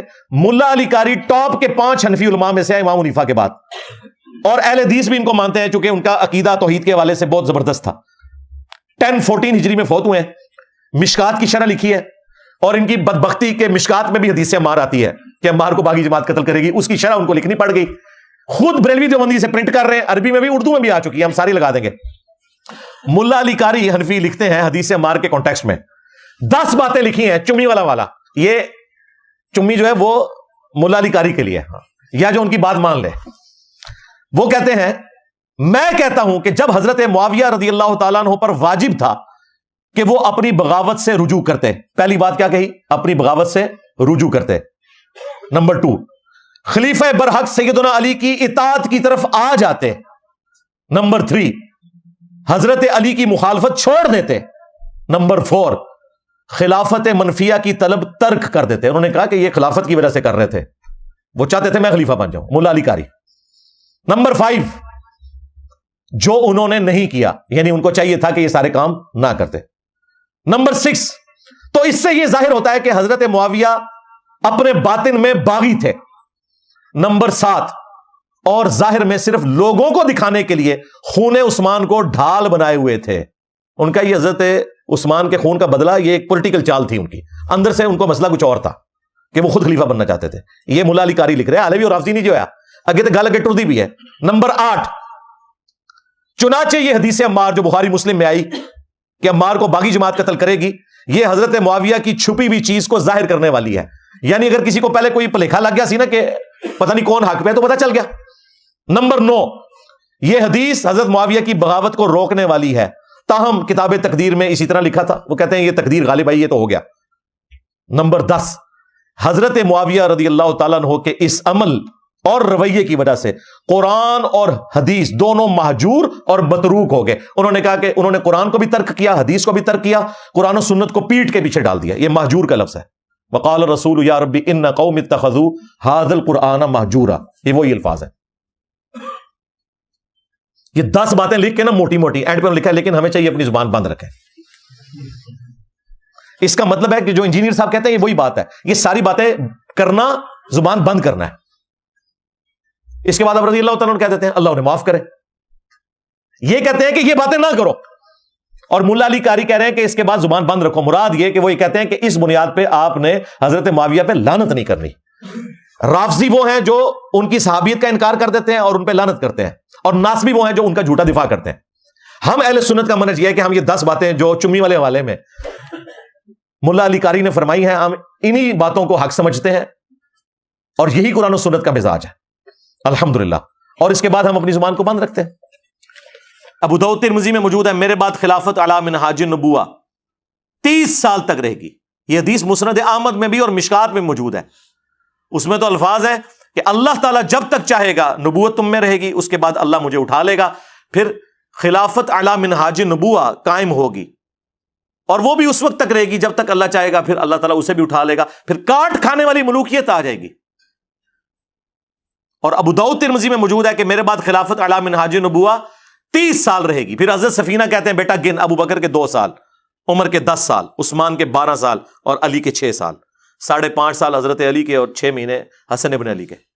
تو وہ آگے سے شاگرد ان کا کہتا ہے کہ بنو امیہ والے تو کہتے ہیں علی علیہ السلام خلیفہ ہی نہیں ہے، اور یہ لوگ کہانیاں کرا رہے ہوتے ہیں جی خلیفہ تو انہوں نے مان لیا ہوا تھا۔ ابو داؤد میں لکھا ہے کہ وہ خلیفہ ہی نہیں مانتے تھے حضرت علی کو، آپ کہاں سے جھوٹی وکالت ان کی کر رہے ہیں؟ اور علی علیہ السلام لکھا ہے امام داؤد نے۔ تو حضرت سفینہ کو اتنا غصہ آیا، انہوں نے کہا ان کی پیٹھ سے جھوٹ نکلا ہے، اصل میں خود بنو امیہ، بنو مروان بدترین بادشاہت ہے اس روئے ارض کی۔ اور یہ حدیث مصنف ابن ابی شیبہ میں موجود ہے اور مسند ابی داؤد طیالسی میں سیم سند کے ساتھ۔ اس میں وہ شاگرد پوچھتا ہے کہ اگر خلافت 30 سال ہے تو حضرت معاویہ کیا ہوئے؟ انہوں نے کہا وہ اسلام کے پہلے بادشاہ ہیں، خلیفہ نہیں ہے۔ یہ لوگ کہتے ہیں حضرت معاویہ کو نہیں مانتے ہم، خلیفہ راشد تو بڑی دور کی بات، ہم انہیں چھڑا خلیفہ بھی نہیں مانتے، بادشاہ ہیں، کیونکہ حضرت سفینہ حدیث کا فہم بیان کر رہے ہیں۔ اور مصنف ابن ابی شیبہ میں موجود ہے کہ بنو امیہ سخت گیر بادشاہ ہیں، ان کا پہلا بادشاہ معاویہ ہے، انہوں نے پہل جو ہے حضرت معاویہ سے کی ہے، یزید سے نہیں کی، معاملہ کھول دیا۔ تو ہم کس طرح حضرت عثمان کے مخالف ہو سکتے ہیں؟ ہمیں جھوٹے الزام لگاتے ہیں، ہم تو کھڑے میں خلفائے راشدین کے ساتھ، اور حضرت علی کے ساتھ تو ہر وہ چیز ہے جو نبی علیہ السلام نے بیان فرمائی ہے، اہل حدیث کو تو بتانے کی ضرورت نہیں ہے۔ اٹھائیں المستدرک للحاکم، مسند امام احمد، سنن نسائی الکبریٰ، نبی علیہ السلام کے ساتھ حضرت ابو بکر اور عمر بھی موجود تھے، اور حضرت علی اور باقی صحابہ بھی۔ حضور اپنے ایک زوجہ محترمہ کے گھر سے نکلے اور تھوڑا دور جا کے آپ کی جوتی ٹوٹ گئی تو آپ نے حضرت علی کو گانٹھنے کے لیے دی، اور تھوڑی دور جا کے حضرت علی سے الگ ہو کے حضور کھڑے ہوئے، اور اس گیپ کو غنیمت جانتے ہوئے نبی علیہ السلام نے فرمایا دیکھو اللہ تعالیٰ نے مجھے نبی بنا کر مبعوث کیا، تو ایز اے لاسٹ ریزارٹ قرآن کی تنزیل کی خاطر مجھے اپنی قوم کے خلاف تلوار اٹھانی پڑ گئی، لیکن تم میں ایک ایسا شخص ہے جسے قرآن کی تفسیر کی خاطر مسلمانوں کے خلاف تلوار اٹھانی پڑ جائے گی، جس طرح مجھے کافروں کے خلاف اٹھانی پڑی۔ کہتے ہیں جس میں مسلمان کے الفاظ نہیں ہے، سرکار مسلمان کے الفاظ اس میں امپلائڈ ہیں، کیونکہ کافروں کے خلاف تو حضرت ابو بکر نے بھی تلوار اٹھائی ہے، نہیں اٹھائی مسلمہ کذاب کے خلاف، حضرت عمر نے نہیں اٹھائی ہے رومنز اور پرشینز کے خلاف، تو یہ مسلمانوں کے خلاف تلوار کا ذکر ہو رہا تھا۔ حضرت ابو بکر نے کہا انا یا رسول اللہ، کیا وہ خوش نصیب میں ہوں؟ فرمایا لا۔ رسول اللہ اپنی زبان پہ لا کا لفظ نہیں آنے دیتے تھے جود و سخا کی وجہ سے، لیکن یہاں پہ آپ نے مجبوراً کہا لا نہیں۔ حضرت عمر نے کہا یا رسول اللہ میں ہوں وہ خوش نصیب؟ فرمایا لا، بلکہ وہ شخص ہے جو میری جوتیاں گانٹ رہا ہے۔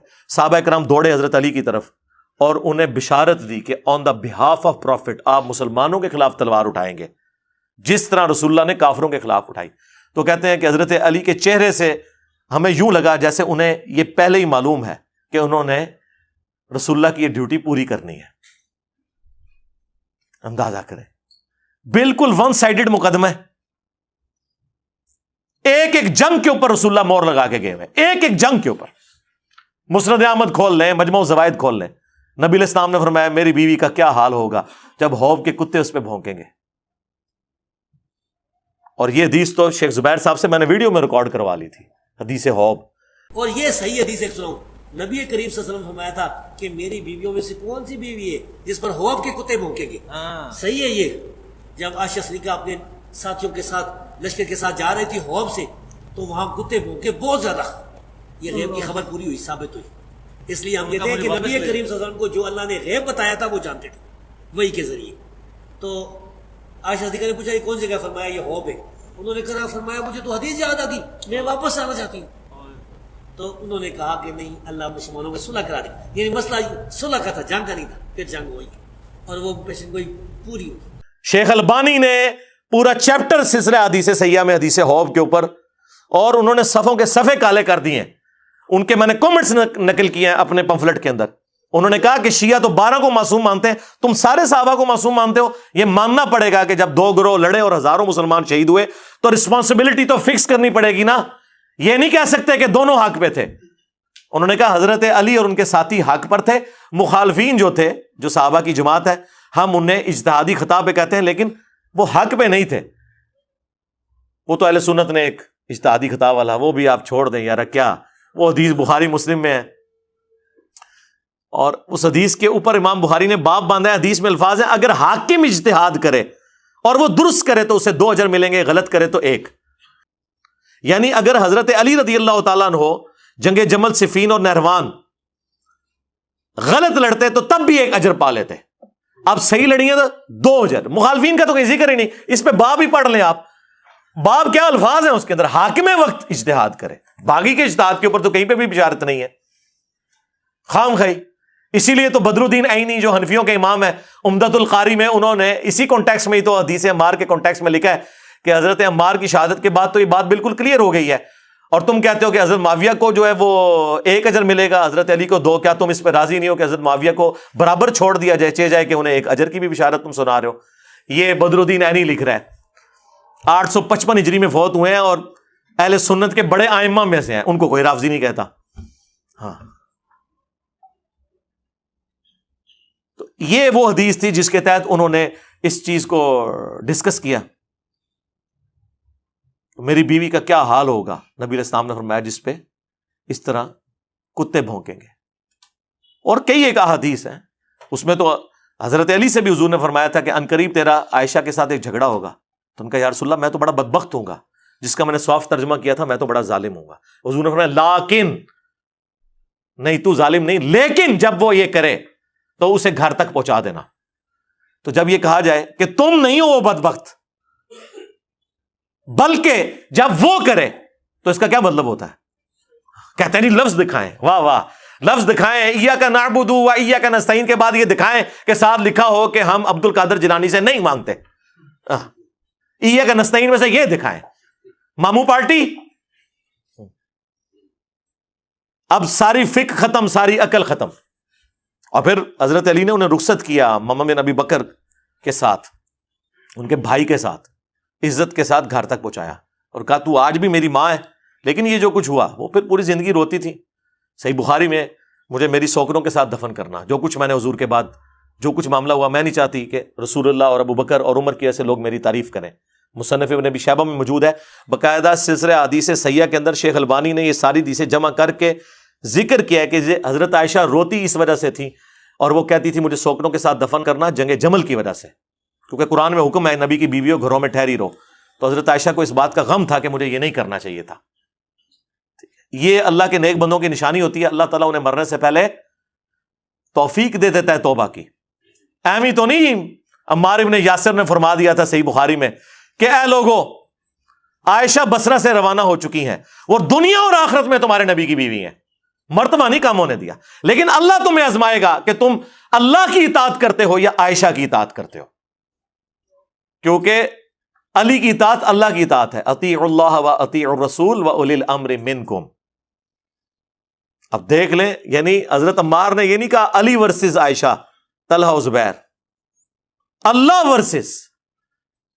لیکن عزت نہیں کم کی، کہا دنیا اور آخرت میں تمہارے نبی کی بیوی ہیں، یہ تمہارے پہ آزمائش آ پڑی ہے. سلف کا فام لو جی، عمار ابن یاسر کا فام لے لو. اور لو سنن کبری البیہقی میں موجود ہے. عمار ابن یاسر کہتے ہیں اہل صفین کو، معاویہ کی پارٹی کو، اہل شام کو یہ نہ کہو کہ یہ کافر ہو گئے ہیں، یہ کہو یہ فاسق اور ظالم ہے. ظالم کا لفظ موجود ہے. دکھاؤ جی، اے لو دیکھ لو. اور دکھائیے. المستدرک للحاکم میں موجود ہے اوپر تلے. جب حضرت زبیر آئے اور حضرت علی نے انہیں حدیث یاد کروائی. زبیر یاد ہے نا، حضور نے کہا تھا ایک دن تو علی کے خلاف تلوار اٹھائے گا اور تو اس وقت ظالم ہوگا. تو حضرت زبیر ایڑی لگا کے جنگ چھوڑ کے پیچھے چلے گئے. انہوں نے کہا میں بھول گیا تھا. ظالم کے الفاظ موجود ہیں، لیکن وہ ایک خبیث تھا حضرت علی کی فوج میں خارجی، اس نے جا کے انہیں شہید کیا. اور جب خبر سنانا ہے تو حضرت علی نے فرمایا مسند احمد اور مستدرک الحاکم میں کہ صفیہ کے بیٹے کے قاتل کو، ابن جرموز کو، جہنم کی بشارت سنا دو میری طرف سے، کیونکہ میں نے رسول اللہ سے سنا تھا کہ ہر نبی کا کوئی نہ کوئی ساتھی ہوتا ہے، اور میرا ساتھی زبیر بن عوام ہے. ہر نبی کے ساتھ حواری ہوتے ہیں، میرا حواری زبیر ہے.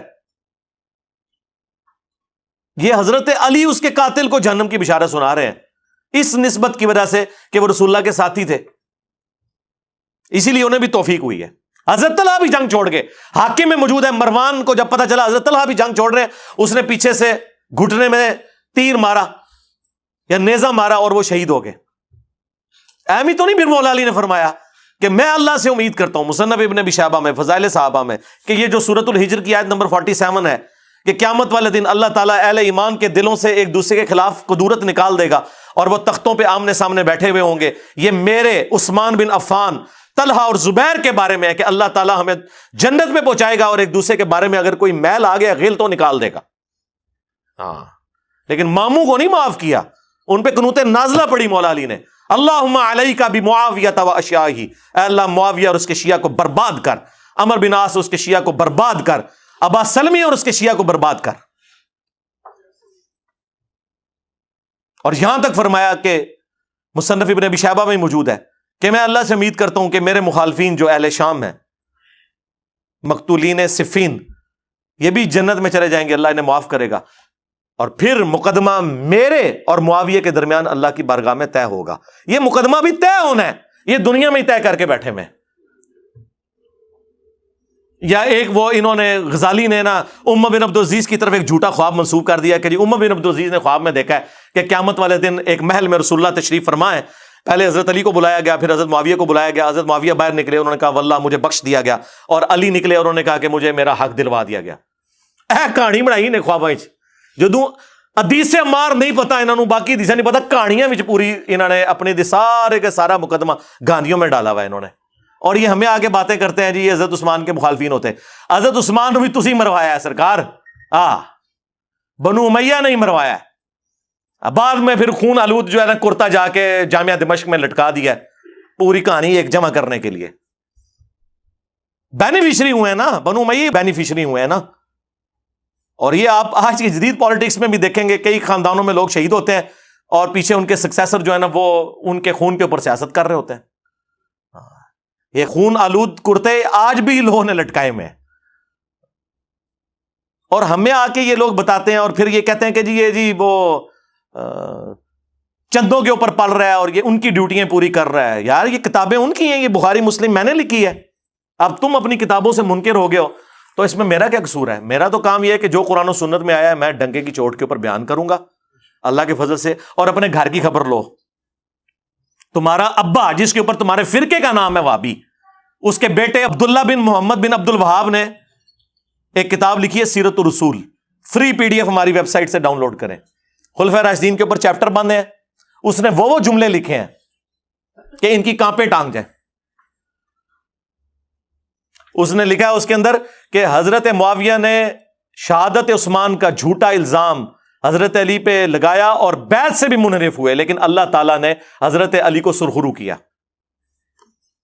پھر انہوں نے لکھا کہ بنو امیہ 60 سال تک گالی گلوچ کرواتے رہے، تنقید بیان کرتے رہے، تضحیق کرتے رہے حضرت علی کی ممبروں کے اوپر، لیکن اللہ تعالیٰ نے مولا علی کی شان کو بلند کیا. اور پھر انہوں نے مسند احمد کی حدیث نقل کی کہ اصحاب نے جنگ چھوڑ دی تھی قتل عمار کے بعد، اور حضرت عمر بن عاص نے حضرت معاویہ سے کہا کہ عمار قتل ہو گیا، اور رسول اللہ نے فرمایا تھا عمار کی قاتل جماعت وہ باغی ہے. تو انہوں نے کہا ہم نے اسے قتل کیا ہے، نہ یہ علی ساتھ لے کر آتا، یہ اس کے ساتھیوں نے لا کے ہمارے نیزوں کے آگے پھینک دیا، اور نہ یہ شہید ہوتا. تو حضرت علی کو جب یہ خبر پہنچی تو انہوں نے کہا اچھا پھر اس کا مطلب ہے کہ حمزہ کے قاتل رسول اللہ تھے، نہ لے کر آتے اور نہ وہ شہید ہوتے. اچھا یہ آج یہ کوئی جملہ بولے تو لوگ کہیں گے جی حضور کی مثال دے کے گستاخی کر دی ہے. بھائی جو موٹے دماغ کے لوگ ہیں نا انہیں سمجھانے کے لیے پھر اس طرح کی بات کرنی پڑتی ہے، اور یہ مولا علی کی سنت ہے پھکی دینا. پھکی سی ہے الزامی جواب سی جو مولا علی نے دیتا. پھر اسی طریقے سیدہ عائشہ کے بارے میں بھی انہوں نے اس میں لکھا ہے کتاب میں کہ پوری زندگی وہ روتی تھی، ان کا دوپٹہ آنسوؤں سے تر ہو جاتا تھا، اور حضرت علی نے جو عزت کے ساتھ انہیں گھر رخصت کیا وہ بھی سیرت الرسول میں لکھا ہوا ہے. ایک ایک چیز انہوں نے لکھی ہوئی ہے اس کے اندر. یہ تو وابیوں کے اپنے امام نے لکھا ہوا ہے. اس کو کیوں نہیں کہتے کہ ایران کے ٹکڑوں پہ پلنے والا جانور آیا نا داڑھ تھلے ہوں. اور کچھ عرصے سے یہ لوگ میری دشمنی میں اتنے آگے گئے ہوئے تھے کہ حنفیوں کے بزرگوں کو اپنا امام بنا کے پیش کر رہے تھے, لیکن میں نے انہوں نے گاٹیاں تو پھاڑ لیا آ کے. ملا علی قاری ہائے ہائے ہائے صدقے رحمہ اللہ, یہ سارے وابی سے رحمہ اللہ لکھتے ہیں اپنی کتابوں میں. 1014 ہجری میں فوت ہوئے ہیں. انہوں نے مشکات کی شرح لکھی ہے مرقہ, اس میں 5878 نمبر حدیث قتل عمار والی جو مشکات میں آتی ہے اس کے کانٹیکسٹ میں ملا علی قاری نے اتنے گاڑے فتوے لکھے ہیں کہ وہ بات ہم نے کبھی اپنے پلیٹ فارم سے نہیں کی ہے. اس کو نہیں کبھی انہوں نے کہا کہ نیم رافضی اور فل رافضی, پتہ ہے کہ اگلے دن بریلوی اور دیوبندی منہ توڑ کے رکھ دیں گے. اور تمہیں تو سور کہہ کے چلے جائیں تو تم لوگ آگے بول نہیں سکتے ہو, بلکہ سور نہیں سورا دے سور. ہاں تو ملا علی قاری لکھتے ہیں, کتنے سخت بھاری جملے وہ لکھ رہے ہیں, اتنے سخت جملے لکھ رہے ہیں کہ ہم یہ بات کریں تو یہ لوگ کہیں گے یہ تو بڑی گستاخی کر رہے ہیں. انہوں نے لکھا ہے کہ حضرت معاویہ رضی اللہ تعالیٰ عنہ نے حضرت علی کی بیعت نہیں کی. انہیں چاہیے تھا کہ وہ حضرت علی کی بیعت کرتے اور خلافت منفیت کی طلب ترک کر دیتے. جو ان کے دل میں حکومت کی لالچ تھی نا اسے چھوڑ دیتے. پھر انہوں نے نمبر 2 ساتھ یہ لکھا کہ انہوں نے خون عثمان کو ڈھال بنایا ہوا تھا اپنی بغاوت کو چھپانے کے لیے. انہوں نے کہا کہ یہ پولیٹیکل ایک انہوں نے گیم کی ہوئی تھی, اندر بغاوت تھی چھپی ہوئی, یعنی خون عثمان کا بدلہ انہوں نے کہا ڈرامہ بازی ہے. کون؟ ملا علی قاری کہہ رہے ہیں. تیسرا انہوں نے کہا کہ حدیث عمار کہ عمار کو باغی جماعت قتل کرے گی, یہ حضرت معاویہ کے دل میں چھپی ہوئی جو بغاوت تھی اسے ایکسپوز کر دیتی ہے کہ اندر ان کے کچھ اور تھا. ہاں. نمبر 4 حضرت معاویہ کے ایٹیچیوڈ کی وجہ سے قرآن اور سنت دونوں مہجور ہو گئے, پیٹ کے پیچھے ڈالے گئے. اندازہ کریں اتنے سخت الفاظ. پھر انہوں نے آگے جا کے لکھا لیکن ہمیں چاہیے چونکہ وہ صحابی تھے ہم اپنی زبانوں کو بند رکھیں. ہاں اس کا مطلب ہے یہ ساری باتیں کرنا یہ زبان کھولنا نہیں ہے بلکہ یہ حقائق بیان کرنا ہے. اور وہ صحیح کہہ رہے ہیں, یہ بات انہوں نے ٹھیک لکھی ہے کہ ہمیں چاہیے زبانیں بند رکھیں, یعنی مراد یہ ہے کہ لعن دان نہ کریں. ہاں لعنت نہ بھیجیں, مانے کہ سب کچھ کیا ہے. اور یہ ماننا اس لیے ضروری ہے کہ ہمارا مقدمہ ہی ختم ہو جائے گا میرے بھائی. پوری رافضیت اسی کے اوپر تو کھڑی ہوئی ہے. وہ مولانا اسحاق صاحب نے صحیح کہا تھا کہ اگر انہوں نے ان 3 بندوں کی غلطیاں مان لی ہوتی نا, حضرت معاویہ رضی اللہ تعالیٰ عنہ, حضرت مغیرہ ابن شعبہ رضی اللہ تعالیٰ عنہ, حضرت عمر بن عاص رضی اللہ تعالیٰ عنہ, تو ابو بکر اور عمر کی داڑیاں نہ کھینچی جاتی. یہ وہاں تک پہنچے اس لیے کہ جب انہوں نے کہا کہ یہ کیا تو ان کو تو پتا چل گیا کہ یہ تو وہ لوگ تھے جن کے بارے میں تو بخاری مسلم میں چیزیں آئی ہوئی تھیں, لہٰذا یہ منہج جو اہل سنت کا فراڈ کے اوپر مبنی ہے, انہوں نے یہ رزلٹ نکالا اور ان کا سودا پھر بک گیا. ظاہر ہے ہر فرقے کے پاس کوئی ایک تگڑی شے ہوتی ہے جس کی بنیاد پہ وہ اپنا فرقہ چلا لیتا ہے. ہاں ہر فرقے نے ایک ایک مضبوط بات کوئی پکڑی ہوئی ہے. کل حزب بما لدیہم فرحون. اور کل تک یہ امام حنیفہ کو نیفا کہتے ہوتے تھے, وابی. ہاں جی وہ 80 ہجری میں پیدائش ہوئی ہے نا, تو 80 کے وہ حروف ابجد, بعض جگہ 70 ہجری بھی ہے, بعض جگہ 80. وہ کہتے ہیں وہ کتے کے بنتے ہیں, یہ کتے کی پیدائش کا سال ہے. یہ کہا کرتے تھے یہ لوگ. آج امام حنیفہ رحمہ اللہ کہہ رہے ہیں صرف میری دشمنی میں. تو سرکار پھر رک جاؤ, ہاں پھر دس دینے کہ امام حنیفہ نے کیا فرمایا ہوا ہے. امام ابو محمد حارثی 340 ہجری میں حنفیوں کے امام فوت ہوئے. انہوں نے مناقب ابی حنیفہ پہ کتاب لکھی, اردو میں بھی اس کا کچھ حصہ ٹرانسلیٹ ہو چکا ہے. انہوں نے اپنے شاگردوں سے فرمایا کہ جانتے ہو کہ اہل شام ہم سے کیوں بغض رکھتے ہیں؟ اس لیے کہ ہم یہ کہتے ہیں کہ اگر ہم حضرت علی کے زمانے میں ہوتے تو حضرت علی کے ساتھ مل کر اہل شام کے خلاف قتال کرتے, بنو امیہ کے خلاف, اہل شام کے خلاف, حضرت معاویہ کے خلاف. اس لیے یہ ہم سے بغض رکھتے ہیں. تو یہی بات میں نے کی تھی. اور یہ بات تو اللہ نے ایک میری زبان پہ جاری کی الحمدللہ تاکہ ان کی غلاظت باہر نکلے. کئی سال پہلے جو مفتی اعظم پاکستان تھے مفتی اشرف قادری صاحب، مراڑیاں، یہ گجرات کے رہنے والے تھے، مفتی احمد یار خان نعیمی صاحب کے شاگرد. مفتی منیب صاحب تو شاہی کوئی نہیں ان کے مقابلے پہ، جتنی بڑی وہ علمی شخصیت ہے. میں 2001-2 میں ان سے میری ملاقات ہوئی ہے. ان کا اہل سنت رسالہ نکلتا تھا، وہ ہم سینکڑوں کی تعداد میں یہاں منگواتے تھے جب ہم بریلوی تھے. ان کی تو باقاعدہ ویڈیو ہے، انہوں نے یہی بات کی ہوئی ہے. جو میرے دل کی بات ہے وہ یہ ہے کہ واللہ اگر کبھی اس زمانے کے اندر ہم موجود ہو یا میں محمد اشرف قادری موجود ہوتا تو میں تلوار اٹھا کے مولا علی رضی اللہ تعالیٰ عنہ کے ساتھ ہوتا اور مولا علی رضی اللہ تعالیٰ عنہ کی طرف سے حضرت امیر معاویہ کے لشکر کے ساتھ میں لڑتا بھی. کیونکہ یہ ہمارے عقیدے کا تقاضا. ناصبیوں کا نظریہ کیا ہے کہ جی دونوں مجتہد تھے، ہاں جی اب ہمیں یہ فیصلہ کرنے کا حق نہیں پہنچتا کہ ہم کہیں کہ کس کا اجتہاد صحیح تھا اور کس کا اجتہاد غلط. بے قصور و بے خطا حضرت معاویہ، یہ نعرہ مہم ناصبیت ہے. اس سے ناصبیت کی بو آتی. اور اس وقت تک بریلوی اسے فخریہ پیش کرتے تھے. اس وقت کسی نے ان پہ فتویٰ نہیں لگایا، کئی سال تک ویڈیو عام رہی ہے. لیکن وہی بات ہے کہ ہماری بات ان کو اس لیے چبھتی ہے کہ ہم پھر ایسی بات کرتے ہیں کہ، اور پھر جس پیشن میں پیش کرتا ہوں نا اس سے پھر ان کی فرقے کی موت واقع ہو جاتی ہے. اس لیے کبھی یہ کوئی پلی لینے کی کوشش کرتے ہیں، کبھی کوئی پلی لینے کی کوشش کرتے ہیں. تو میں نے ان کو بار بار کہا ہے کہ اللہ کے بندو، آپ لوگوں نے غلط بندے کے ساتھ متھا لگایا ہے. آپ جتنا بولیں گے میں اتنا آپ لوگوں کو ایکسپوز کروں گا. ابھی میں چھوڑ سکتا تھا، حالانکہ میں کتنا یہ ٹاپک اس کو ایڈریس کر چکا ہوں، لیکن یہ 2-3 سال کے بعد نکلا ہے نا باہر، اور بجائے آ کے توحید کا کام کرے، ناسبیت کا جھنڈا اس نے اٹھایا نا، ٹھیک ہے نا. تو اور یہ جی وہ ان کا علمی لیول دیکھیں، بالکل وہی باتیں جو بریلوین کے خلاف کرتے تھے. او جی گھر میں 2 بڑے لڑ پڑے تو بچوں کا کام نہیں ہے. او قرآن حدیث بیان کر. ایسا انسان گمراہ ہے، بدباطن ہے، جو صحابہ کرام کے درمیان ہونے والے اختلافات کو آپس میں بیٹھ کے زیر بحث لاتا ہے. خاندان کے 2 بچے بیٹھ جائیں اور پردادا اور ان کا بھائی، ان کے درمیان جو اختلاف ہوا تھا اس کو لے کے بیٹھ جائیں، دادا بڑا ظالم تھا، پردادا اس سے بڑا ظالم تھا، نہیں اس کا بھائی بیچارہ ٹھیک تھا. تو عقل مند لوگ کیا کہیں گے کہ تو کون، تیرا منہ اور تیرا دادا، تجھے شرم نہیں آتی اپنے دادے کے بارے میں بات کرتے ہوئے؟ کل کا بچہ تو، اور غلطیاں نکالنے بیٹھ گیا دادے اور پردادے کی. ارے ساری کائنات کے دادے قربان ہو جائیں امیر معاویہ کے قدموں پر. ارے ساری کائنات کے دادے قربان ہو جائیں امیر معاویہ کے قدموں پر. ارے ساری کائنات کے دادے قربان ہو جائیں امیر معاویہ کے قدموں پر. کہ ہمارا دادا یہ تھا تو ہمارا پردادا یہ تھا. اور ماموں پارٹی گھر میں اگر چچا اور تایا کی لڑائی ہو اور وصیت دادے نے لکھی ہوئی ہو سٹامپ پیپر کے اوپر، تو بچوں کا کام نہیں ہے کہ بتائیں کہ تمہارے دادے نے یہ لکھا تھا اس کے لیے اور یہ اس کے لیے، آپس میں نہ لڑو اور ٹیکسٹ کو فالو کرو.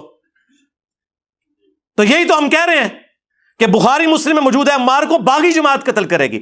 تقتلہ الفئۃ الباغیہ یدعوہم الی اللہ ویدعونہ الی النار.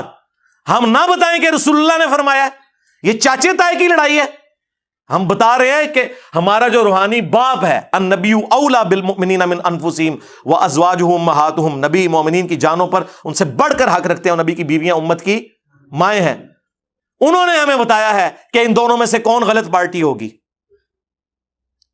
بخاری مسلم میں درجنوں حدیث ہے کہ خوارج کو قتل کرنے والے مخلوق کے بہترین لوگ ہوں گے.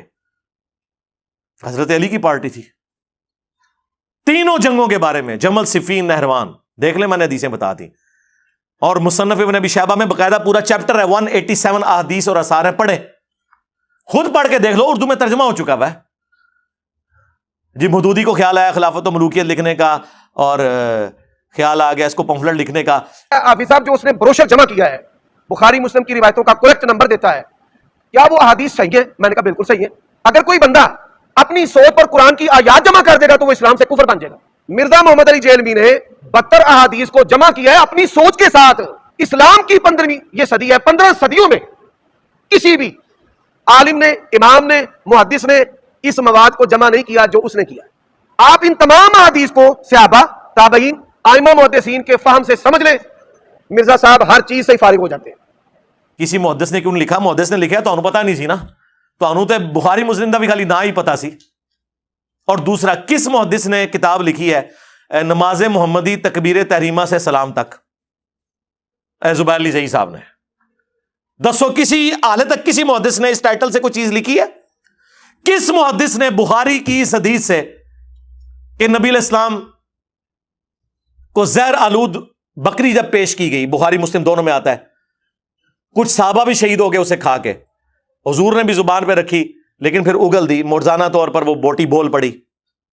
اس سے وہ کہتے ہیں کہ جی نبی کو اگر علم غیب ہوتا تو صحابہ قتل نہ ہوتے۔ کس محدث نے اس حدیث سے علم غیب کا رزلٹ نکالا ہے؟ وابیو تمہارے علاوہ؟ حضرت عائشہ پہ تہمت لگی، کہتے ہیں نہیں اتنا عرصہ حضور کو پتہ نہیں چلا جب تک کہ قرآن کی آیات نازل نہیں ہوئی۔ کس محدث نے حدیث افک اما عائشہ پہ تہمت لگنے والی حدیث سے یہ رزلٹ نکالا ہے کہ حضور کو علم غیب نہیں تھا وابیوں سے پہلے؟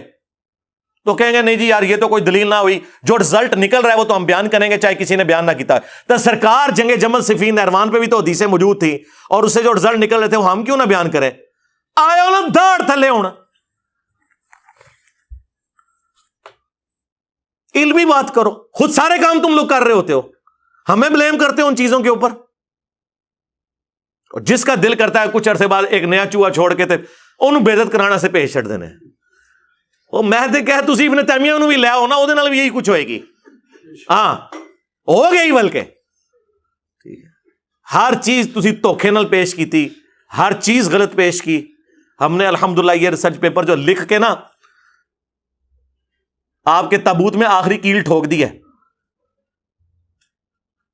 عربی میں بھی لکھا ہے، اردو میں بھی لکھا ہے، ہندی میں بھی، انگلش میں بھی، بنگلہ زبان کے اندر بھی، الحمدللہ۔ جائیں ہماری ویب سائٹ ahlsunnatpak.com سے ڈاؤن لوڈ کریں، 200 احادیث اکثر بخاری اور مسلم سے، اور جو ادر دین بخاری اور مسلم ہے ان کے اوپر میں نے دور حاضر کے محدثین کی تحکیم لگائی ہے، شیخ البانی، شیخ زبیر علی زئی، شیخ شعیب ارناؤت رحمہم اللہ اجمعین، غلام مصطفیٰ ظہیر صاحب، ارشاد اللہ اثری صاحب اور باقی محدثین کی باقاعدہ میں نے اس کے اوپر تحکیم لگائی ہوئی ہے، اور یہ 200 کے قریب احادیث ہے۔ 72 کا میں نے ٹائٹل صرف شہدائے کربلا کی نسبت کی وجہ سے لیا، غدیر خون کا جو 33 نمبر ہے اس پہ 8 طرق میں نے جمع کیے ہیں، تو یہ پڑھیں۔ اب یہ کہہ رہے ہیں کسی نے نہیں، 14 صدیوں میں کسی نے نہیں یہ جمع کیا، تو پھر تو اس کا تو مطلب ہے یہ وہ کارنامہ ہے جو تمہارا کوئی ابا نہیں کر سکا، اس کو تو کریڈٹ کے طور پر پیش کرو نا، 14 صدیوں میں نہیں کسی نے کیا۔ جب فتنہ 14 صدیوں میں کسی نے سیاست معاویہ زندہ باد بھی تو نعرہ نہیں نہ لگایا تھا، ابھی تک تو صرف یہ کہتے تھے کہ کام ڈالا ہے، زبان بند رکھو بس اس بندے کے بارے میں۔ تو جب آپ یہ نعرے لگاؤ گے خلافت راشدہ حق چار کے ساتھ سیاست معاویہ زندہ باد، تو سرکار یہ پمفلٹ بھی پھر باہر نکلیں گے نا۔ آج تک یہ کام بھی تو کسی نے نہیں ڈالا تھا نا، ہاں جدو کام پہندا ہے تو پھر اللہ تعالیٰ اپنے بندے اٹھا دیتا ہے۔ یہ پمفلٹ آپ ضرور پڑھیں، ڈاک میں الحمدللہ یہ لاکھوں کی تعداد میں ہم فری تقسیم کر چکے ہیں، کلرڈ پرنٹنگ ہے، حدیث کے ریفرنسز ریڈ کلر میں ہیں، حدیث کے الفاظ بلیک کلر میں ہیں۔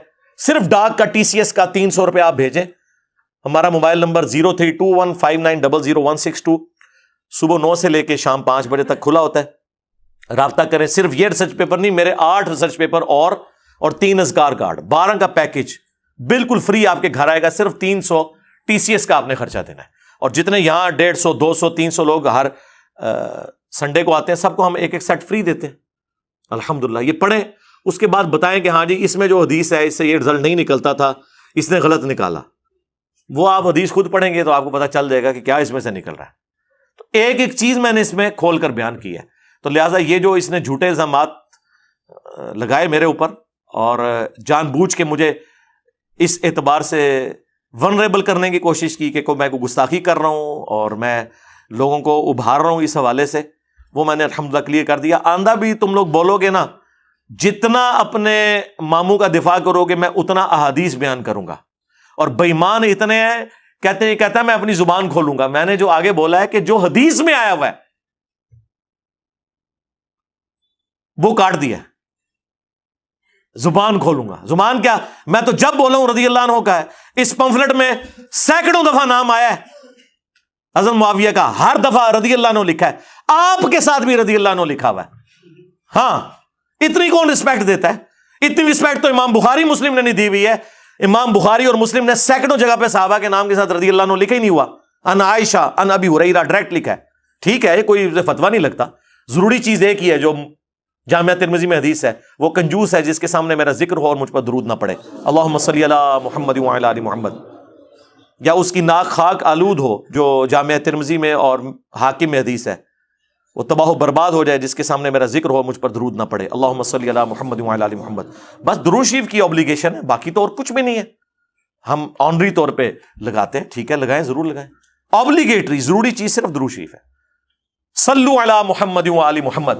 اللہم صلی علی محمد وعلی آل محمد واصحاب محمد وازواج محمد وامت محمد اجمعین الی یوم الدین. آمین. اہل سنت اور اہل تشیع کے اندر جو اہل علم علماء ہیں ان کے درمیان یہ چیز ایگریڈ اپون ہے. اہل سنت جو ہیں وہ سیدنا ابوبکر صدیق رضی اللہ تعالیٰ عنہ کو نبی الاسلام کا سکسیسر مانتے ہیں، اس اعتبار سے نہیں کہ نبی الاسلام نے انہیں اپنا کوئی وصی بنایا. نبی الاسلام نے اپنا وصی قرآن کو بنایا تھا. یہ ٹاپک الگ سے ہے، میری اس کے اوپر ویڈیو ہے. اس وجہ سے کہ صحابہ کرام نے چنا، اور 6 مہینے کے بعد جب سیدنا علی نے بھی بیعت کر لی، اہل تشیع کہتے ہیں کہ وہ امت کے وسیع تر مفاد کے اندر کی، اور اہل سنت کا موقف یہ ہے کہ نہیں وہ جسٹیفائی تھی. بہرحال at the end of the day اس کے اوپر متفق ہیں. اور پھر یہ 30 سال کے بعد جب خلافت ملوکیت میں بدلی ہے اور کس طریقے سے معاملات بگڑتے چلے گئے کہ اس کا اینڈ رزلٹ کربلا ہوئی، اس میں ہر ایک ٹاپک متقاضی ہے کہ میں اس کے اوپر گھنٹوں بول سکتا ہوں. لیکن اگر میں بولوں گا تو پھر تو یہ ساری کی ساری مجلس جو ہے یہ تو اگلی اتوار تک بھی نہیں ختم ہونی. اس لیے میں نے بس چند ایک باتیں آپ کے سامنے رکھی ہیں تاکہ آپ کا دماغ کھلے کہ ہم نے اس پلیٹ فارم کے ذریعے یہ حق کی آواز کیوں بلند کی ہے. اس لیے کہ یہ پلیٹ فارم غدیر خم کے اوپر کھڑا ہے. غدیر خم کے موقع پر نبی الاسلام نے قرآن اور اہل البیت دونوں چھوڑے تھے. اس لیے آپ دیکھتے ہیں کہ ہمارے پلیٹ فارم سے قرآن کی توحید کے اوپر 0 ٹالرنس ہے. اسی طریقے سے اہل البیت کے دفاع کے اوپر بھی 0 ٹالرنس ہے بالکل. اور جب لوگوں کے پاس جواب ختم ہو گئے ہیں تو لوگ اب قرآن و حدیث کی منکر ہونا شروع ہو گئے ہیں. وہ لوگ جو کل تک دوسرے لوگوں کو کہتے تھے کہ جب قرآن و حدیث میں یہ بات لکھی ہوئی ہے تو ہم کیوں نہ مانیں، کیوں نہ بیان کریں، آج ان کے فرقوں کے خلاف جب باتیں قرآن سے، بخاری سے، مسلم سے نکلی ہیں تو منہ چھپاتے پھر رہے ہیں. اب اس غم کو تو ہم تو نہیں دور کر سکتے. یہ تو ہو نہیں سکتا کہ آپ بخاری اور مسلم سے رفع الیدین کی حدیثیں پیش کریں اور حدیث عمار آپ کے گلے میں پھنس جائے. ٹھیک ہے، آپ کے گلے میں تو پھنسے گی نا، ہمارے گلے میں کوئی چیز پھنسے نا تو اس کو نکالنے کے لیے یہ ہم نے 2812 رکھی ہوئی ہے.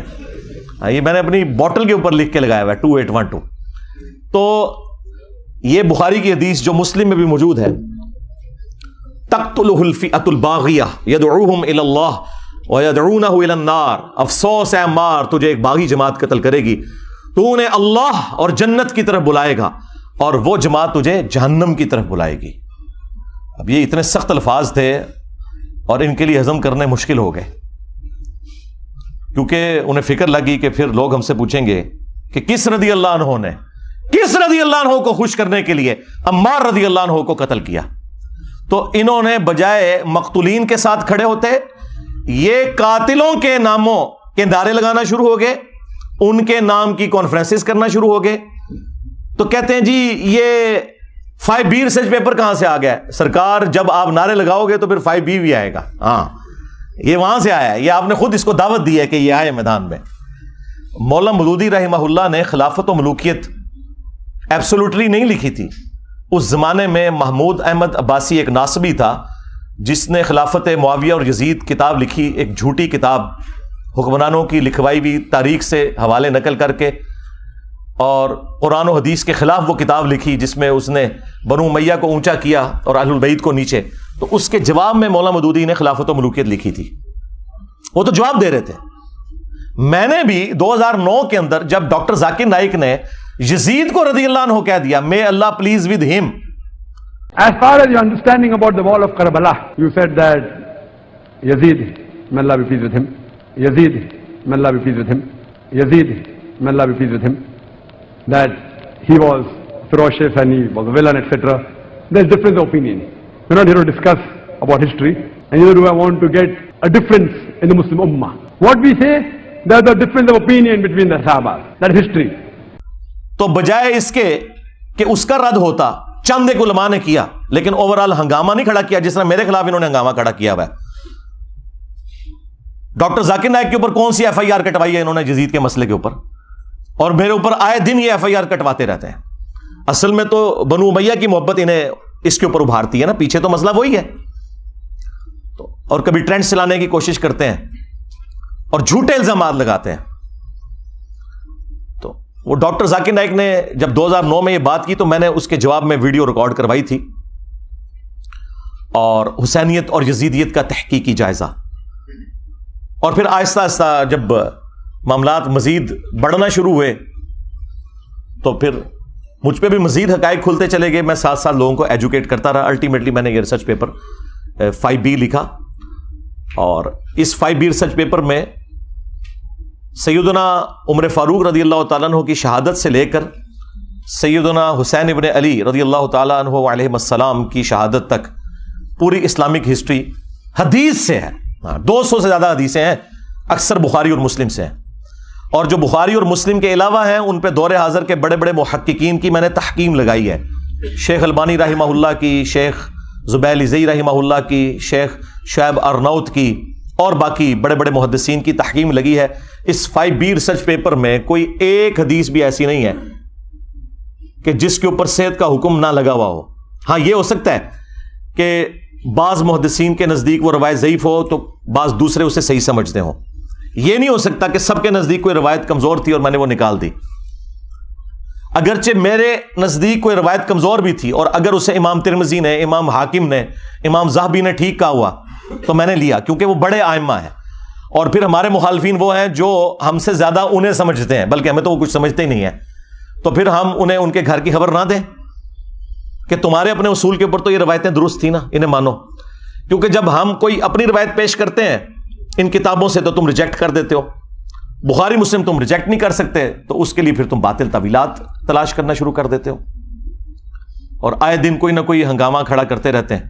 تو میں وقتاً فوقتاً ان تمام ٹاپکس کو ایڈریس کرتا رہتا ہوں تاکہ لوگوں کو حق بات پتہ چل جائے. یہ اتنا معاملہ آسان نہیں ہے. اب یہ پورا ایک ٹاپک ہے کس طریقے سے یہ سارے کے سارے معاملات خلفائے راشدین کے بعد سیدنا علی کے دور میں جنگ جمل, صفین, نہروان, اور اس سے بھی پہلے حضرت عثمان کیوں شہید ہوئے. آپ کو تو کہانی کروائی نا انہوں نے کہ جی وہ عبداللہ ابن سبا نے یہ سارا معاملہ خراب کیا تھا. بالکل جھوٹ بولا. ایک شخصیت جو حضرت علی کے دور میں سامنے آیا, جسے حضرت علی نے خود قتل کروایا, اس کو پکڑ کے انہوں نے شہادت عثمان کے چکر میں ڈال دیا تاکہ بنو امیہ کو چھپا لیں کہ بنو امیہ کے گورنروں کی وجہ سے حضرت عثمان غنی رضی اللہ تعالیٰ عنہ کے خلاف ان کی رعایا ہو گئی تھی, اور الٹیمیٹلی اس کا انجام ان کی شہادت ہوا. اور یہ وہ باتیں ہیں جو بخاری مسلم میں لکھی ہوئی ہیں. میں نے اپنے ریسرچ پیپر میں ساری احادیث وہ جمع کی ہیں, تاریخی روایتیں نہیں, حدیث ہیں. اس کے اوپر پردہ ڈالنے کے لیے انہوں نے باقی معاملات جو ہے نا وہ نئے اجاگر کرنا شروع کر دیے. اللہ کے بندو, یہ تو اتنا خطرناک معاملہ تھا کہ یہ معاملہ اس لیول کے اوپر بگڑا ہے کہ صرف بخاری مسلم سے اگر حدیثیں میں آپ کے سامنے رکھوں تو آپ کانوں کو ہاتھ لگائیں گے. صحیح بخاری میں 4108 نمبر حدیث ہے, 4108. تحکیم کے بعد جب ایک معاہدہ فائنل ہونے جا رہا تھا اور نہیں ہو سکا سیدنا علی اور حضرت معاویہ کے درمیان, اس کے بعد جب حضرت معاویہ مدینہ شریف آئے تو انہوں نے وہاں ایک خطبہ دیا. بخاری کے الفاظ ہیں کہ حضرت حفصہ جو تھی, سیدہ حفصہ, حضرت عمر کی بیٹی اور عبداللہ ابن عمر کی بہن اور ام المومنین بھی, انہوں نے اپنے بھائی عبداللہ بن عمر سے کہا کہ جاؤ, حضرت معاویہ آئے ہیں تو وہ خطبہ دے رہے ہیں, تمہاری غیر موجودگی کو کہیں فتنہ نہ شمار کر لیا جائے, تو تم جا کے ان کی تقریر سنو. کیونکہ اس وقت پولیٹیکل اختلافات تو چل رہے تھے. تو عبداللہ بن عمر پھر وہ مجبوراً چلے گئے. وہاں پہ حضرت معاویہ نے تقریر کرتے ہوئے کہا کہ تم میں جو اس امر خلافت کے اندر خواہش رکھتا ہے نا, وہ اپنا سینگ اٹھائے, میں اس کے باپ سے بھی زیادہ خلافت کا حقدار ہوں, نعوذ باللہ. اور یہ کنایا کیا انہوں نے حضرت عبداللہ بن عمر کی طرف. وہ اگلی جو اس روایت کا حصہ ہے بخاری کا وہ آپ کو کلیئر کر دے گا. اب یہ اتنا بڑا جملہ تھا. اب مجھے بتائیں کہ عبداللہ بن عمر کا باپ وہ ہے کہ جن کی وجہ سے رومن امپائر گری ہے اور شام مسلمانوں کے پاس آیا, اور اس شام میں بیٹھا ہوا ایک شخص امیر شام وہ اسی کے بیٹے کو کہہ رہا ہے کہ میں تجھ سے اور تیرے باپ سے زیادہ خلافت کا حقدار ہوں. یہ بخاری شریف ہے جی, یہ اصول الکافی شریف نہیں ہے, ہاں یہ مولانا شریف نہیں ہے, یہ بخاری شریف ہے. اب عبداللہ بن عمر کو غصہ تو آیا لیکن خاموش ہو گئے. اور وہ خاموش کیوں ہوئے؟ آج بھی لوگ کہتے ہیں نا کہ جی صدیوں سے لوگ کیوں نہیں بول رہے تھے، اس زمانے میں نہیں لوگ بول سکے. وہ ہمارے استاد مولانا اسحاق صاحب والی بات ہے کہ ماما روزانہ حسین نہیں جم دیا. ہاں، حسین ابن علی اور عبداللہ ابن عمر دونوں کی نیچرز میں فرق تھا. تو بعد میں ایک دوسرے صحابی کہتے ہیں عبداللہ بن عمر سے کہ آپ نے اسی وقت معاویہ کو جواب کیوں نہیں دیا جب وہ یہ کہہ رہا تھا کہ میں اس کے باپ سے بھی زیادہ خلافت کا حقدار ہوں. تو عبداللہ بن عمر نے کہا کہ میں نے ارادہ تو کیا کہ میں اپنی گوٹ کھولوں، یعنی وہ احتبا کر کے دونوں گھٹنوں کو یوں لے کے بیٹھے تھے، اور میں اسے اسی بھرے مجمع میں جواب دوں کہ تجھ سے زیادہ خلافت کا حقدار وہ ہے کہ جس نے تم سے اور تمہارے باپ سے جنگ کی تھی جب تم لوگ کافر تھے اور ہم لوگ مسلمان تھے. یعنی تم لوگ بعد میں مسلمان ہو کر طلقاء فتح مکہ کے موقع پر تم لوگوں نے معافی مانگ کے اسلام قبول کیا. تم لوگ آج آ کے عمر اور اس کے بیٹے کے بارے میں کہہ رہے ہو کہ ہم اس سے زیادہ خلافت کے حقدار ہیں. مجھے بتائیں، جو شخص یہ کہے کہ میں عمر سے زیادہ خلافت کا حقدار ہوں، اس نے علی کی خلافت کہاں سے ماننی تھی؟ یہ اب سنی شیعہ سے مسئلہ اٹھ چکا ہے. جی وہ قصاص عثمان چاہتے تھے، قصاص عثمان چاہنے والا یہ کہے گا کہ میں حضرت عمر سے زیادہ خلافت کا حقدار ہوں، تو انٹینشن تو انہوں نے خود کھول کے بتا دی.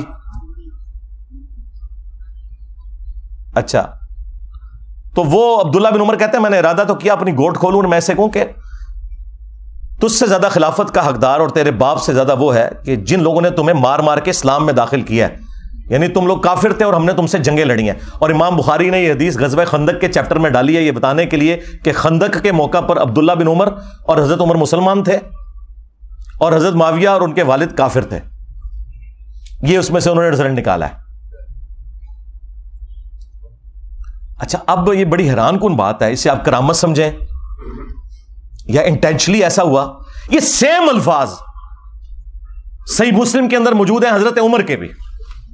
ایک تو وہ بخاری میں حدیث ہے نا، جب آپ کو زخم لگے تو آپ نے 6 رکنی کمیٹی بنائی اور کہا کہ میں اپنے بعد اس امر خلافت میں ان 6 بندوں کے سوا کسی کو حقدار نہیں سمجھتا کہ رسول اللہ اپنی وفات تک ان سے راضی رہے: علی، عثمان، طلحہ، زبیر، عبد الرحمن بن عوف اور سعد بن ابی وقاص. ان میں سے کسی کو خلیفہ چن لینا میرے بعد. اور مسلم شریف میں الفاظ ہیں کہ آپ نے خواب دیکھا کہ ایک مرغے نے آپ کو ٹھونگ ماری ہے. اس کے بعد آپ نے جمعے والے دن خطبہ دیا اور اگلا جمعہ آپ کو نصیب نہیں ہوا. بدھ والے دن آپ کی شہادت ہو گئی اور کہا کہ میں نے خواب دیکھی ہے اور میں نے اس کی تعبیر یہی کی ہے کہ عنقریب مجھے قتل کر دیا جائے گا، اور اگر میں اچانک مارا جاؤں تو اپنی خلافت کو ان 6 بندوں سے باہر نہ جانے دینا کہ جن سے رسول اللہ اپنی وفات تک راضی رہے. اس کے آگے بڑے خطرناک الفاظ ہیں کہ تم دیکھو گے کہ ان 6 بندوں کی مخالفت وہ لوگ کریں گے کہ جن کو میں نے اپنے ہاتھوں سے اسلام کے لیے مارا ہوا ہے، اور اگر وہ مخالفت میں سامنے آ جائیں تو سمجھ لینا کہ یہ لوگ اللہ کے دشمن اور کافر ہیں. اتنے سخت الفاظ ہیں. ہاں جی، اب یہ آپ نے تلاش کرنا ہے یہ اللہ کے دشمن کن کو کہا انہوں نے کہ جن سے میں نے اسلام کے لیے خود جنگ کی ہے. لوگ کہتے ہیں یہ رومنز اور پرشینز کا ذکر ہو رہا ہے، اور رومنز اور پرشینز کو صحابہ کرام نے اپنے مشورے میں شامل کرنا تھا کہ حضرت آپ بتائیں کہ ہم نے کس کو خلیفہ چننا ہے. اور دوسرا، رومنز اور پرشینز تو رہی کوئی نہیں تھے، وہ تو گر گئے تھے حضرت عمر کے دور میں. یہ آپ اپنے اندر رہنے والے لوگوں کی بات کر رہے تھے کہ یہ وہ لوگ ہیں جن کو ہم نے مار مار کے اسلام میں داخل کیا ہے، اور یہی مخالفت کریں گے ان 6 بندوں کی. خیر، اس کی ایکسپلینیشن میں علماء پہ چھوڑ دیتا ہوں. میں نے کوئی تشریح کی تو کہیں گے کہ ایتے وچ نہیں سی لکھیا، تو ہن وچوں کڈ کے لکھیا ایتے وچ تے ٹائم قیامت تک کی کڈ کے دس. اچھا، مزے کی بات بتاؤں، یہ مسلم شریف کی حدیث جو ہے نا، یہ سیم حدیث سنن کبری البیہقی کے اندر اسی سند کے اوپر ہے 100%، یہ مرغے کی ٹھونگ مارنے والی. اور اس کے اینڈ پہ لکھا ہے کہ سیدنا عمر 26 ذوالحجہ کو شہید ہوئے. مسلم شریف کی سند کے اوپر مسلم والی حدیث جو سنن کبری البیہقی میں تھی، اس میں اینڈ پہ الفاظ یہ ہیں، باقی ساری حدیث سیم ہے کہ 26 ذوالحجہ کو شہادت ہوئی بدھ والے دن حضرت عمر فاروق رضی اللہ تعالیٰ عنہ کی. تو سرکار یکم محرم کہاں سے نکال لیا؟ مسلم شریف میں 26 ذوالحجہ ہے، ظاہر سند وہی ہے. چلیں تاریخ کی بھی کتابیں اٹھائیں تو جتنی صحابہ کرام کے حالات زندگی پہ کتابیں ہیں نا، وہ 3 بڑی بڑی کتابیں ہیں. الاستیاب امام ابن عبد البر کی کتاب، اس کے بعد اسد الغابہ ابن اثیر کی کتاب اور اس کی شرح الاصابہ 8000 صحابہ کے حالات زندگی ابن حجر اسقلانی کی. یہ 3 مین کتابیں ہیں, تینوں میں 26 ذوالحجہ لکھا ہے. باقی اقوال لکھ کے انہوں نے کہا یہ ثابت نہیں ہے.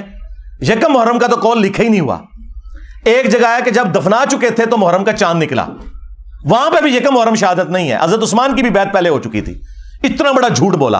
ادھر غدیر خم کی ڈیٹ انہوں نے 18 ذوالحجہ کو حضرت عثمان کی شہادت کے ساتھ جوڑ دیا, حالانکہ حضرت عثمان غنی رضی اللہ تعالیٰ عنہ کی شہادت 18 ذوالحجہ کو ہوئی نہیں ہے. ان ساری کتابوں میں آپ نکال کے دیکھیں تو آپ کو 18 ذوالحجہ کی ڈیٹ نہیں ملے گی, 12 ذوالحجہ کی ملے گی. ہر معاملے میں جہاں جہاں مولوی گھس سکتا تھا نا, اس نے گھسنے کی کوشش کی ہے. اور میں نے الحمدللہ مسلم شریف سے مولانا شریف کو باہر نکالا ہے. جیسے وہ جب تک آپ کتے کو باہر نہیں نا نکالتے کنویں سے, تو ڈول نکالنے سے وہ پاک نہیں ہوتا. تو یہ مسلم شریف میں الفاظ تھے کہ حضرت عمر نے کہا یہ 6 بندے ایسے ہیں کہ ان کی مخالفت وہ لوگ کریں گے جن کو میں نے اسلام کی خاطر مارا ہوا ہے. سیم الفاظ وہی حضرت عبداللہ بن عمر نے ریپیٹ کیے. حدیث ختم نہیں ہوئی بخاری کی, آگے الفاظ ہیں کہ عبداللہ بن عمر کہتے ہیں کہ میں نے ارادہ تو کیا تھا یہ ساری باتیں کروں, تو پھر مجھے جنت کی نعمتیں یاد آ گئیں اور میں نے انہی پر اکتفا کر لیا, اور پھر میں خون ریزی اور فتنے کے ڈر سے خاموش ہو کر اپنے معاملات کو میں نے اسی کے اوپر اکتفا کر لیا. وہ حدیث کا راوی کہتا ہے کہ عبداللہ بن عمر نے خاموش ہو کر اپنی جان بھی بچا لی اور اپنی عزت بھی بچا لی. ایک ماموں نے دوسرے ماموں سے اپنی جان اور عزت بچائی. ابھی عبداللہ بن عمر بھی تو ماموں ہے نا, جب انہوں نے رشتے اس طرح کے نکالے ہوئے ہیں تو عبداللہ بن عمر ماموں نہیں ہے, وہ خال المومنین نہیں ہے. تو وہ کہتے ہیں کہ عبداللہ بن عمر نے اپنی جان بھی بچا لی اور عزت بھی بچا لی. یعنی اس وقت کیسی کیٹاسٹرافک کنڈیشن تھی کہ لوگوں کو اپنی جان سے بھی ہاتھ دھونا پڑتا تھا. تو سرکار لوگ کہتے ہیں کہ بھی سارے حسین ابن علی کی طرح کیوں نہیں اکٹھے ہو گئے, اپنے بال بچوں کے ساتھ کیوں نہیں سامنے آ گئے. ایسا ہو نہیں سکتا میرے بھائی. یہ تو جن کا یعنی گھرانہ اتنا عالی ہے کہ جنہیں یہ پتا ہے کہ ہمارا کسی چیز کو ایکسیپٹ کرنا, اس کو دین کا حصہ بنا دینا ہے, انہوں نے ہی سامنے آنا تھا نا, باقی لوگوں نے کہاں سے آنا تھا. پھر سورہ مریم میں جو آیت ہے, اللہ تعالیٰ نے انبیاء اکرام علیہم السلام کا ذکر کر کے فرمایا کہ جب انبیاء اکرام دنیا سے چلے جاتے تھے نا, فخلف من بعدہم خلف, تو ان کے جانے کے بعد ایسے ناخلف لوگ جانشین ہوتے تھے, اضاعوا الصلاۃ, جو نمازوں کو ضائع کرتے تھے, واتبعوا الشہوات, اور وہ شہوات کی پیروی کرتے تھے, فسوف یلقون غیا, ان قریب یہ اپنے انجام کو پہنچ جائیں گے. اللہ تعالیٰ نے کہا کہ انبیاء جب بھی دنیا سے جاتے تھے ان کے جانے کے بعد ناخلف لوگ ان کے جانشین بن جایا کرتے تھے, یعنی کچھ عرصہ گزرنے کے بعد ان قریب یہ اپنی اس گمراہی کی سزا کو پالیں گے. یہ جو سورہ مریم کی آیت ہے نا, یہ سیم فٹنگ ہوئی نبی علیہ السلام کے کیس میں بھی, اور اس کی ایکسپلینیشن میں وہ صحیح مسلم کی مشہور حدیث ہے جو آپ کو سمجھ نہیں آ سکتی تھی جب تک آپ کو کربلا سمجھ نہ آئے, کہ نبی علیہ السلام نے فرمایا کہ جب کبھی بھی اللہ نے کسی پیغمبر کو مجھ سے پہلے بھیجا نا, تو اس کے جانسار ساتھی حواری ہوا کرتے تھے. وہ حواری بڑے پیشن کے ساتھ اس کی دعوت کو آگے لے کے چلتے تھے, اور جب وہ مخلص لوگ رخصت ہو جاتے تھے نا, تو پھر ایسے ناخلف لوگ اس مسند پہ آگے بیٹھ جاتے تھے جو زبان سے وہ کہتے تھے جو کرتے نہیں تھے, اور جس کے کرنے کا حکم دیا گیا ہوتا تھا اس کی مخالفت کرتے تھے, الٹ چلتے تھے. ایسے لوگوں کے خلاف جو اپنے ہاتھ سے جہاد کرے وہ مومن ہے. کون؟ حسین ابن علی. جو اپنی زبان سے جہاد کرے وہ بھی مومن ہے, اور جو اپنے دل میں جہاد کرے, یعنی اگر کمزور ہے دل میں ہی برا مانے, سامنے نہ آئے, عبداللہ بن عمر, عبداللہ ابن عباس, عبداللہ ابن زبیر, اس جیسے لوگ, وہ بھی مومن ہے. لیکن ظاہر ہے کہ یہ اس لیول کے نہیں. اور فرمایا اس کے بعد رائی کے دانے کے برابر بھی ایمان نہیں ہے اگر کوئی دل میں بھی برا نہیں سمجھتا. یہ جو حدیث ہے کہ تمام انبیاء کے ساتھ ایسا ہوا ہے, تو دیکھ لیں سیدنا حسین ابن علی ہی سامنے آ کے کھڑے ہوئے. صحیح بخاری میں ایک اور حدیث ہے 4827. اس حدیث کے کئی ایک طرق ہیں باقی کتابوں میں, المستدرک للحاکم کے اندر, سنن نسائی الکبریٰ کے اندر, اور اللہ بھلا کرے امام ابن کثیر نے تفسیر ابن کثیر میں سورۃ الاحقاف کی آیت نمبر 17 کے کانٹیکسٹ میں وہ سارے طرق ایک جگہ جمع کر دی ہیں. تفسیر ابن کثیر کے اوپر تو کسی کو اختلاف ہو ہی نہیں سکتا تھا.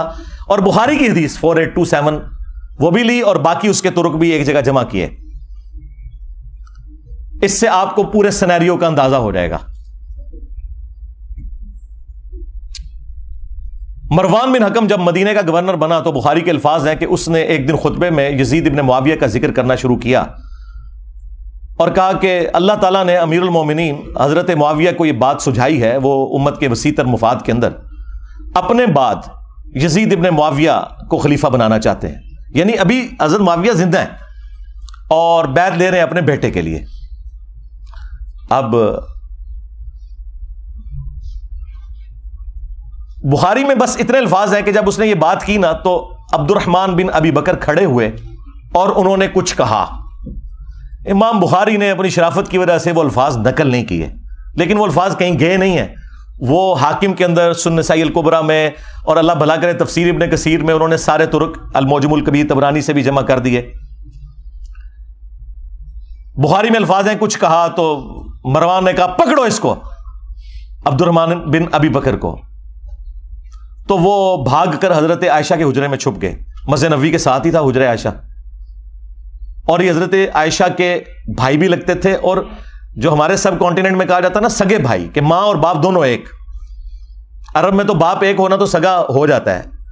یہ عبد الرحمن بن ابی بکر وہ ہیں کہ جو والدہ ہیں ان کی اور والد دونوں وہی ہیں جو سیدہ عائشہ کے والدین ہیں. اب اس کو غصہ تو تھا لیکن اندر تو نہیں جا سکتا تھا، تو باہر سے اس نے کہا کہ ابو بکر کے بیٹے تیرے بارے میں ہی قرآن میں آیت نازل ہوئی ہے نا. وہ ایک کافر والی آیت لگا دی پکڑ کے. توبہ توبہ. یہ ہیں آل امیہ کی چاکری کرنے والے لوگ کہ تیرے بارے میں آیت نازل ہوئی تھی نا کہ یہ کہتا ہے کہ اپنے ماں باپ کو کہتا ہے کہ تم لوگ جو مجھے یہ کہتے ہو کہ مرنے کے بعد دوبارہ زندہ کیا جاؤں گا، تو یہ اگلے لوگوں کی کہانی ہے. یہ قرآن کو جو اگلے لوگوں کی کہانیاں کہتا تھا نا ابو بکر کے بیٹے تو ہے وہ.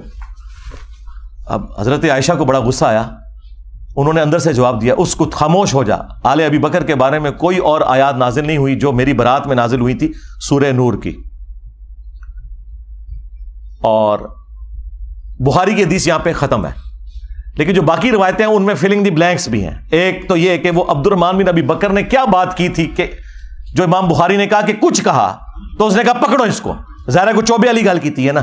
ہاں انہیں کیا سی کہ سیدھی طرح کہہ کہ تیرا امیر المومنین کیسر و کسرا کے طریقے پہ چلنا چاہتا ہے، ابو بکر اور عمر کے طریقے پر نہیں. کیونکہ اس نے یہ کہا تھا کہ بھئی ابو بکر نے بھی تو عمر کو اپنے بعد خلافت کے منصب پر چھوڑا تھا نا، تو ہمارے امیر المومنین بھی چاہتے ہیں کہ یزید کو چھوڑ دیں.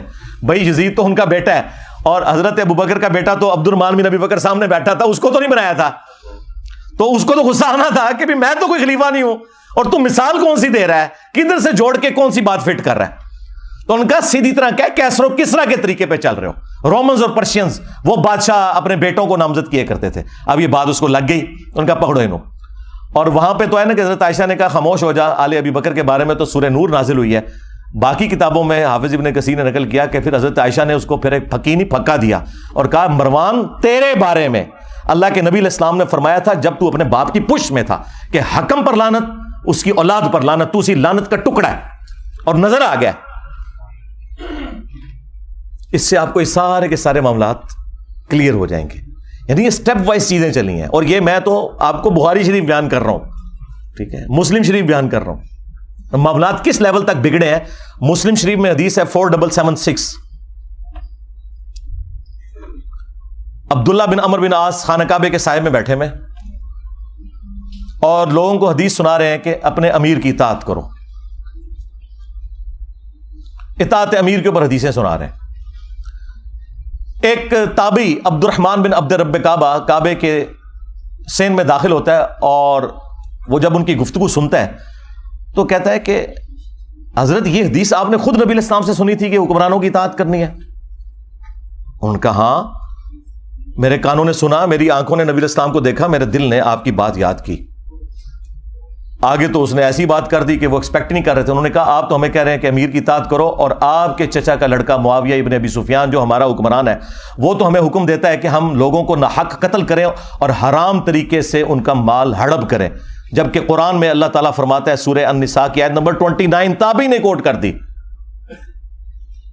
کہ ایک دوسرے کا مال ناحق طریقے سے ہڑپ مت کرو اور ایک دوسرے کو قتل نہ کرو. اب آپ ہمیں بتائیں کہ ہم اللہ کی بات مانیں یا اپنے حکمران کی بات مانیں، معاویہ بن ابی سفیان کی. اب عبداللہ بن عمر بن عاص تھوڑی دیر کے لیے خاموش ہو گئے، پھر انہیں سر اٹھا کر کہا کہ آندھا سے انجینئر کو نہیں دیکھنا. یہ نہیں کہا، میں جوک کے طور پہ کہہ رہا ہوں. انہوں نے کہا کہ معاویہ کی اطاعت کرو ان کاموں میں جس میں تمہیں اللہ کے مطابق چلائے، اور جس میں وہ اللہ کی نافرمانی کا تمہیں کہے تم اس کی نافرمانی کرو. یہی ایٹیچیوڈ ہونا چاہیے. یعنی یہ آپ کو دور حکومت کے اندر جو ایک معاملات ہے نا وہ بھی اندازہ ہونا شروع ہو گیا کہ کس لیول کے اوپر معاملات بگڑ چکے ہوئے تھے. پھر صلح حسن کے حوالے سے بھی باتیں کرتے ہیں، وہ بھی آپ میرے اس میں پڑھ لیجئے گا، میری ویڈیوز بھی ریکارڈ ہیں. کربلا کے بعد کون سی صلح حسن رہ گئی؟ حسن ابن علی نے اس لیے صلح کی تھی کہ آپ انہیں زہر دے دیتے. المصنف ابن ابی شیبہ میں موجود ہے، زہر دیا گیا.